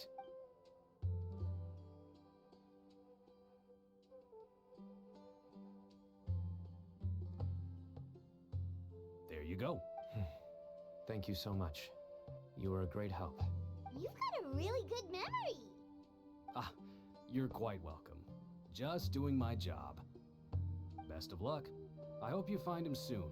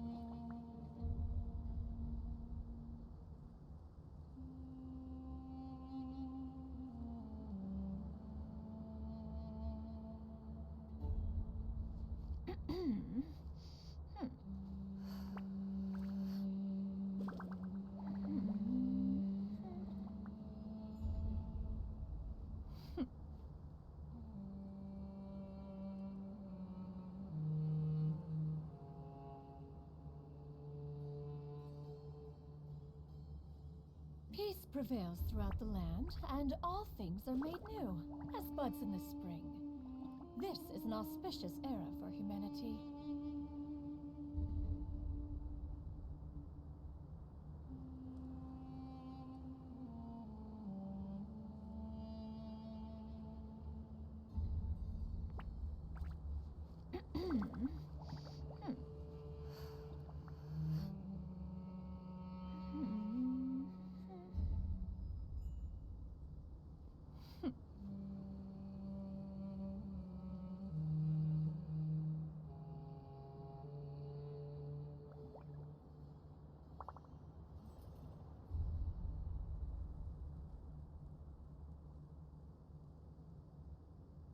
If you are presently unoccupied, perhaps we could stop a while at one's abode for some repose and conversation.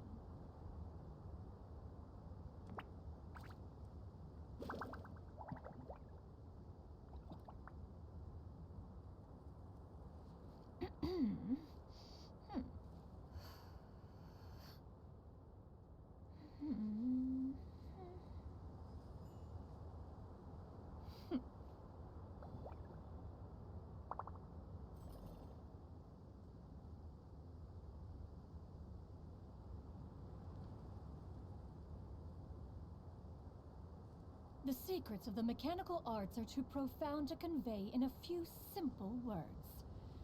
Oh, but why must the listener grow weary whenever I begin to divulge them?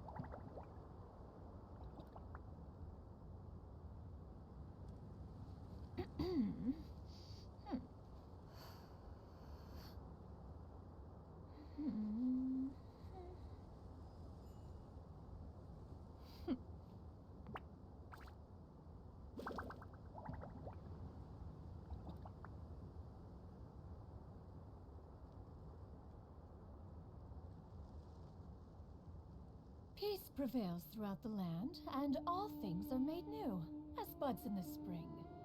This is an auspicious era for humanity.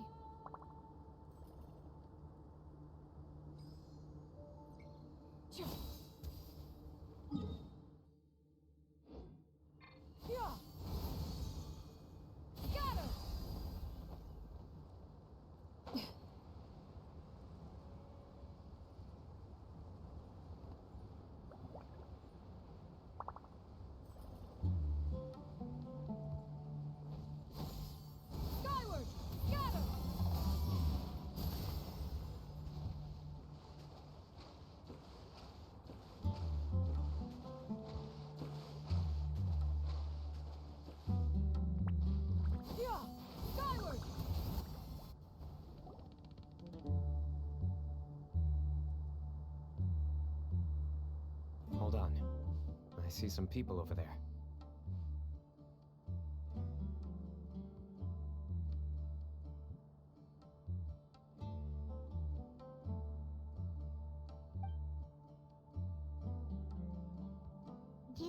think it's safe to ask them what they know?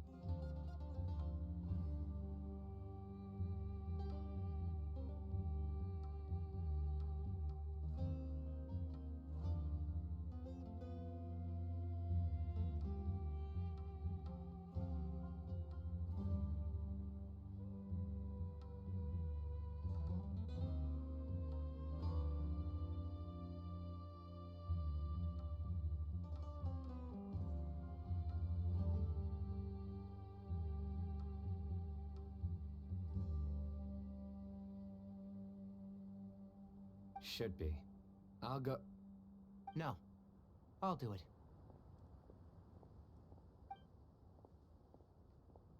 Huh? Why can't Sino go talk to them? What difference does it make? Given my background, appearance, and the way I dress, I might not be the...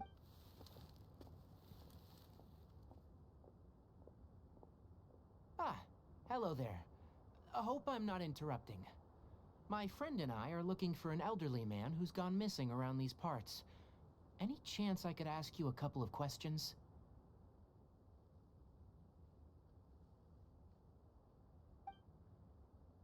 Oh, a missing person, huh? Sure. What do you want to know? I'm just wondering if you've seen him. Let me...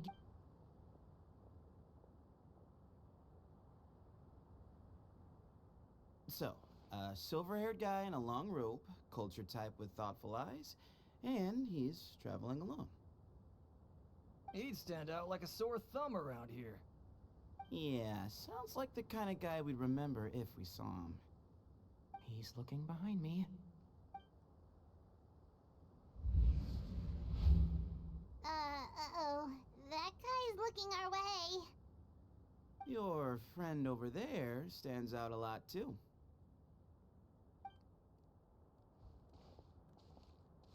Hey, aren't you Sino, the General Mahamatra?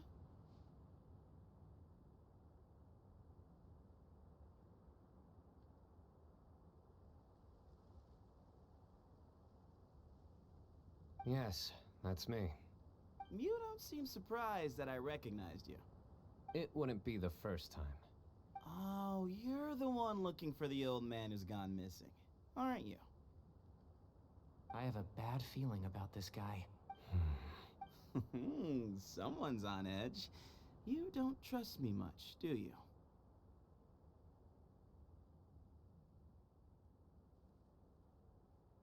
No need to hide it. I understand why you're wary of us. Still, you came to us asking for help. Do you want it or not? I thought you were a group of merchants. Seems I was mistaken. Your henchmen don't look like much, but something tells me they put up a better fight than most mercenaries. Hey! Hear that, guys? You're my henchman now. Suits me, as long as I get paid for it. Just cut to the chase already. I'm running out of patience. Alright. Come with me. All of you. Don't you want to find your friend? Silver-haired, long-robed, culture type with thoughtful eyes? Sounds like there's a whole other side to Cyrus I didn't know about. So you know where he is? Just follow me. I'll take you to him.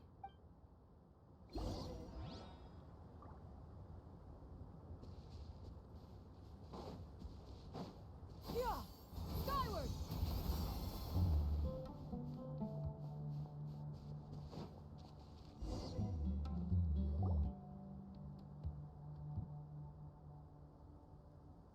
And here. What? Where are you looking? There's nothing here. Please step back. Ooh, something's coming out of... What is this enormous building doing here? And how was it so well hidden? King Deshret's technology? Wait, so... Hold on, who are you guys really? Is this the Temple of Silence? So you're a member? All good questions. There'll be plenty of time to address them later.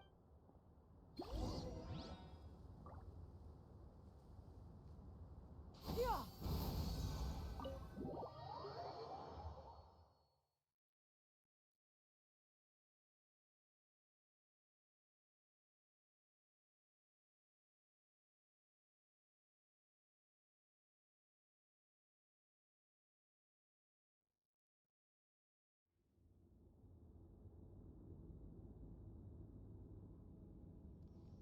This is not what Paimon was expecting to find in the desert, especially not hidden right next to an oasis.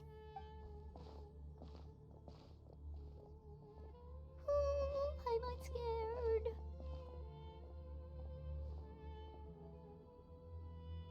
They must have kidnapped Cyrus. Do you think this is the guy Raka met in the tavern? What's wrong? Thinking about your professor?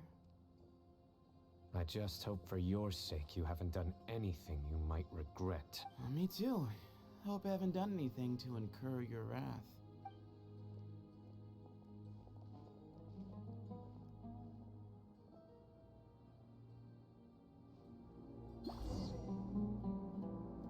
Yeah! Scatter!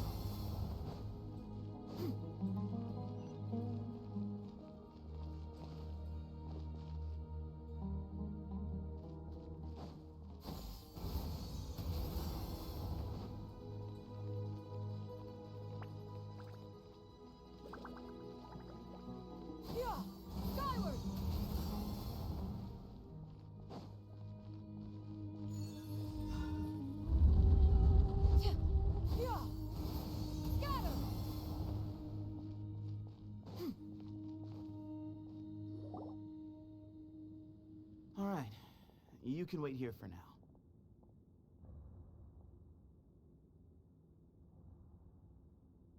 I'll inform our leader that you've arrived at the Temple of Silence. Sit tight until he comes to greet you. So he's just gonna leave us here unattended? Maybe we're not being kidnapped? They can't have been at the Oasis by chance. They were waiting for us. Whoever the leader is here, they were obviously counting on us showing up. So this is the Temple of Silence. After leaving the rainforest, they hid themselves here? Hey, look! That guy's coming back. Don't worry. Someone will come and call for you soon. What's your name? Sorry, guess I was so delighted to see you, I forgot to introduce myself. My name is Sethos. I'll be here if you need me, but I'm not planning on answering all of your questions. Other than that, you can occupy yourselves however you see fit. So we're free to explore by ourselves? Yep. I mean, I'm not worried about you running off.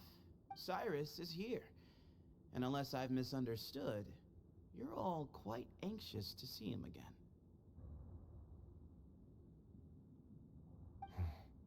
He's right. Well, if we've got some time, we might as well take a look around.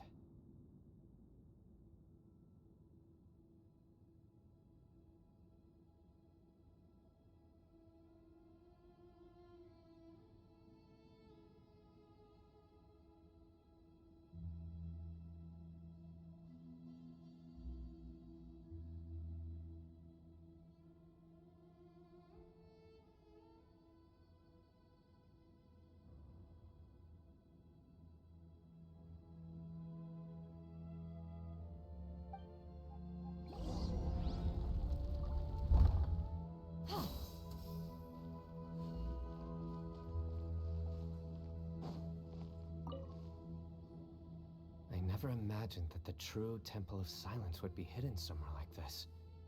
We've passed through these parts before, but never noticed anything. That's King Deshret's technology for you, I guess. It borders on the miraculous.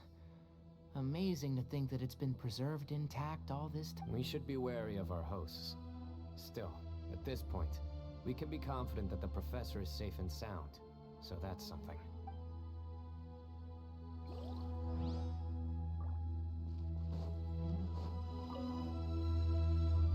Hey, Sethos! Have you got some time to chat? Sure. Although, I'm assuming by chat, you mean you have questions for me? I don't blame you. Anyone else would. Not often. The Temple of Silence is a place of quiet and solitude. We don't get too many visitors. Yes, that was me. Although, tricked is a stretch. He insisted that nothing was off the table, even if it broke the law. So, I told him that Cyrus had embezzled a large sum of mora from the desert. So you framed Cyrus for a crime that he did not commit? No. That's not entirely true. Let me jog your memory. The letter just said that he had uncovered Cyrus's secret. It didn't say what secret that was.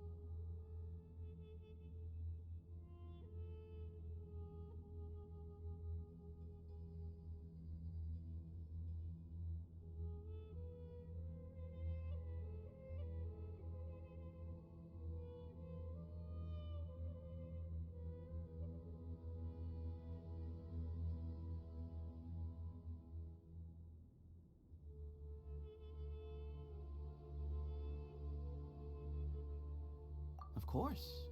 Uraka was a great accomplice, really. Very cooperative with a little bit of wine in him. Did exactly what he was told. And not much of an original thinker, though. It doesn't surprise me that he struggles academically. Why did Cyrus leave for the desert as soon as he received the letter? You'll have to ask him that one yourself. Certain things I can't answer for him. I'm neither judging nor defending him. All you need to know is that he recognized our emblem, and it was his own choice to take the bait. What kind of question is that? He's the General Mahamatra. Everyone in Sumeru knows who he is. Right, but back at the Oasis, you can't have known who he was for sure, or you wouldn't have asked him. So, what we're really asking is, have you never seen him in person before? I've lived in the desert my whole life. Guess you could say I've never had the pleasure. Ugh, why does Paimon feel like this guy's not being straight with us? Come on, we've only just met. If I give you all the answers up front, you'll have nothing left to look forward to.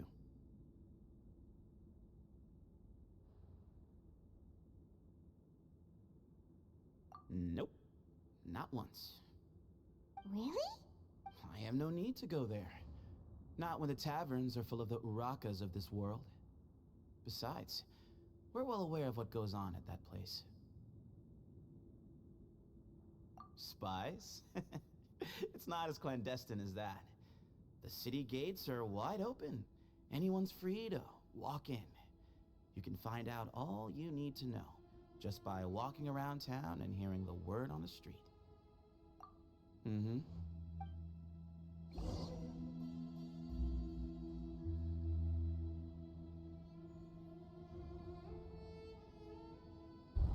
Ah, here he is.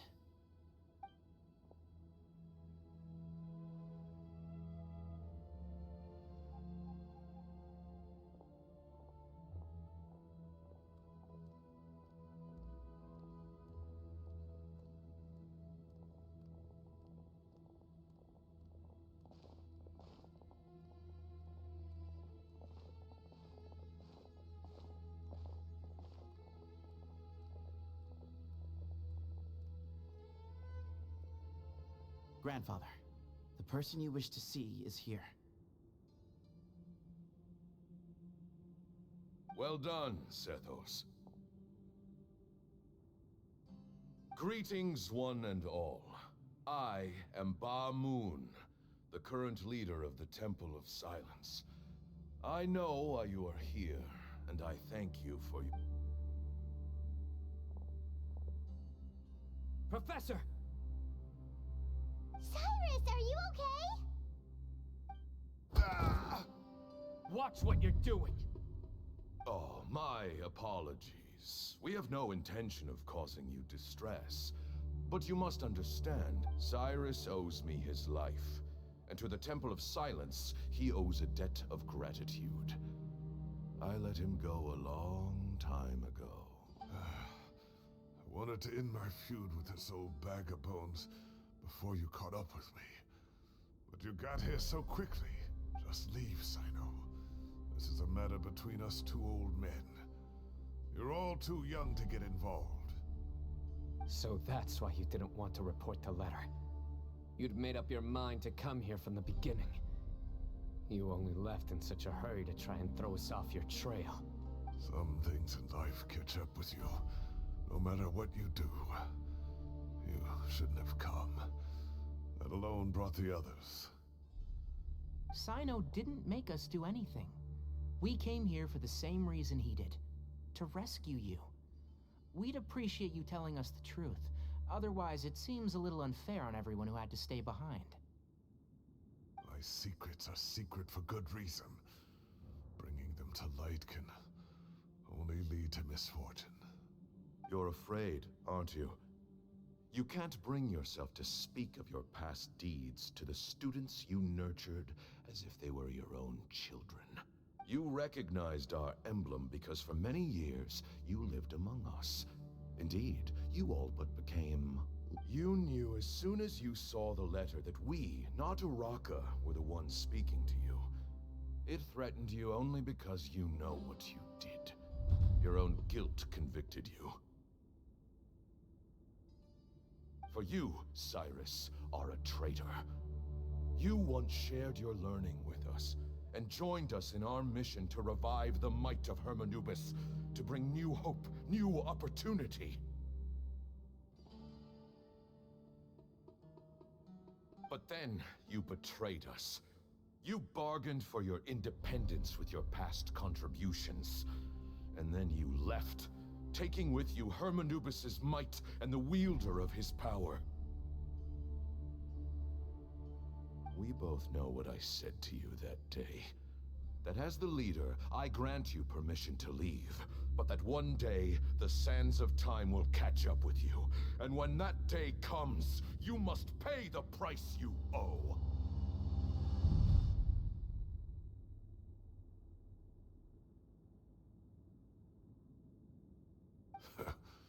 You really know how to hold a grudge.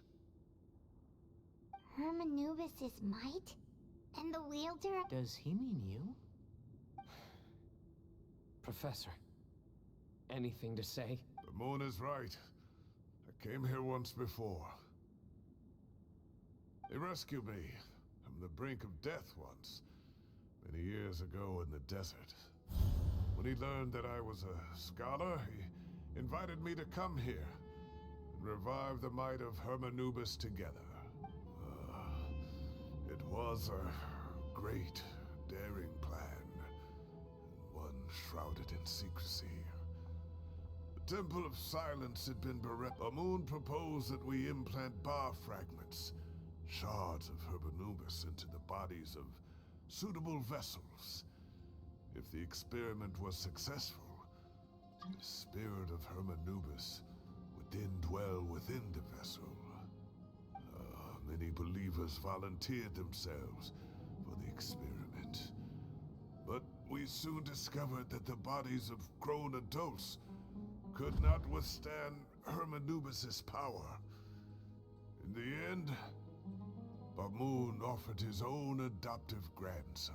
One other child was identified as a suitable vessel, and his parents agreed to release him into our custody in exchange for a small fortune.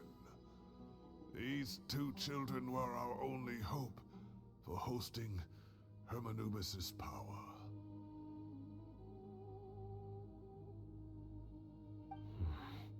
For many years, the Temple of Silence had been in possession of 2 Ba fragments from Hermanubis. As remnants of his raw power, they were exceedingly rare treasures. The test subjects were sent into a room that had been prepared for the ceremony, and instructed to approach the Ba fragments, whose power had been amplified.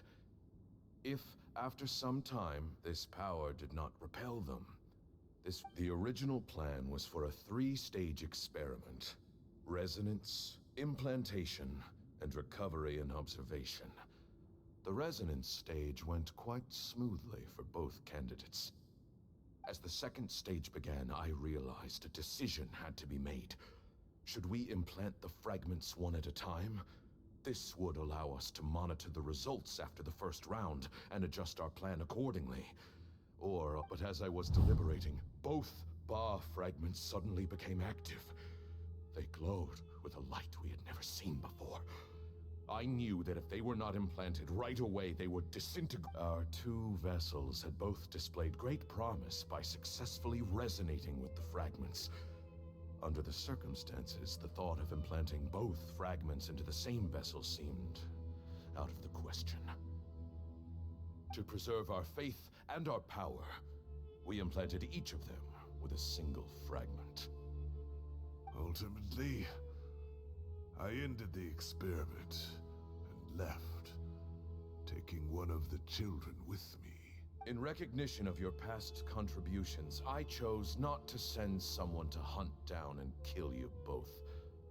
Your lives were spared, but I have paid a great price for your betrayal ever since.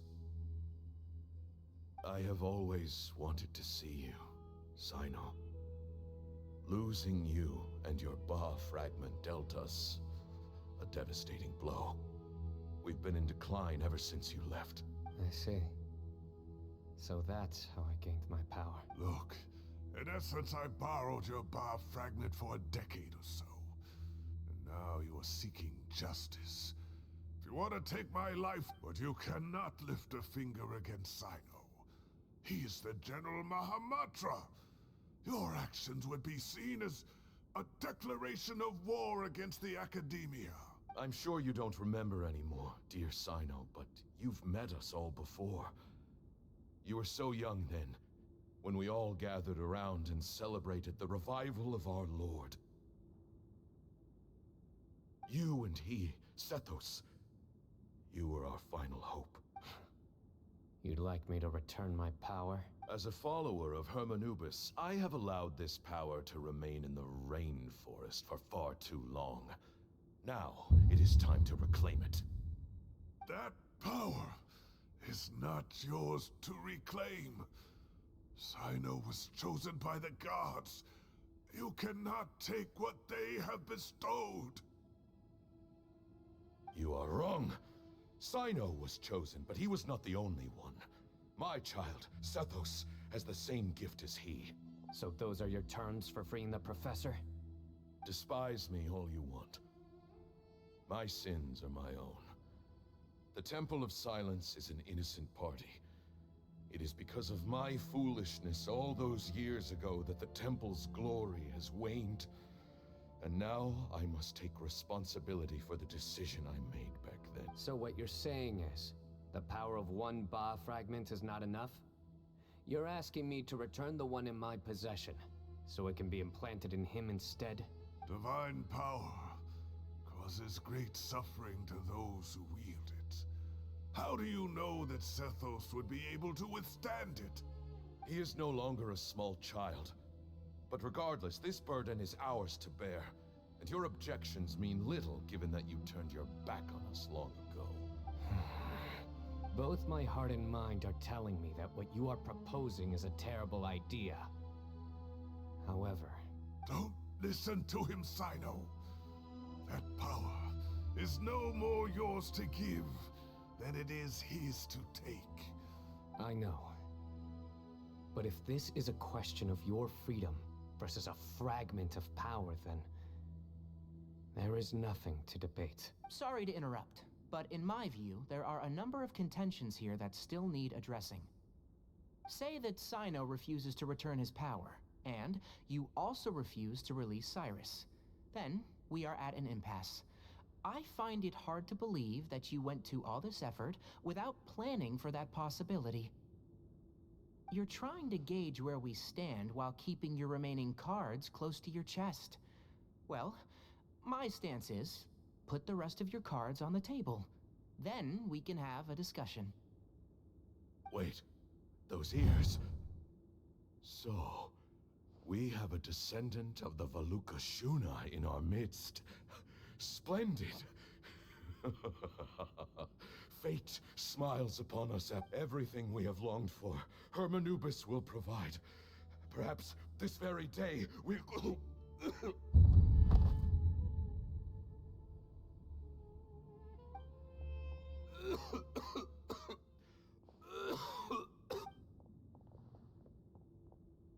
Why is he coughing so much? He looks like he's in really bad shape.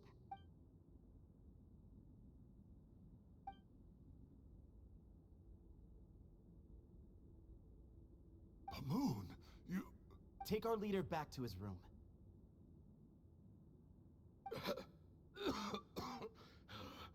Sethos, you must... Grandfather, I know what you wish to say. Leave this in my hands.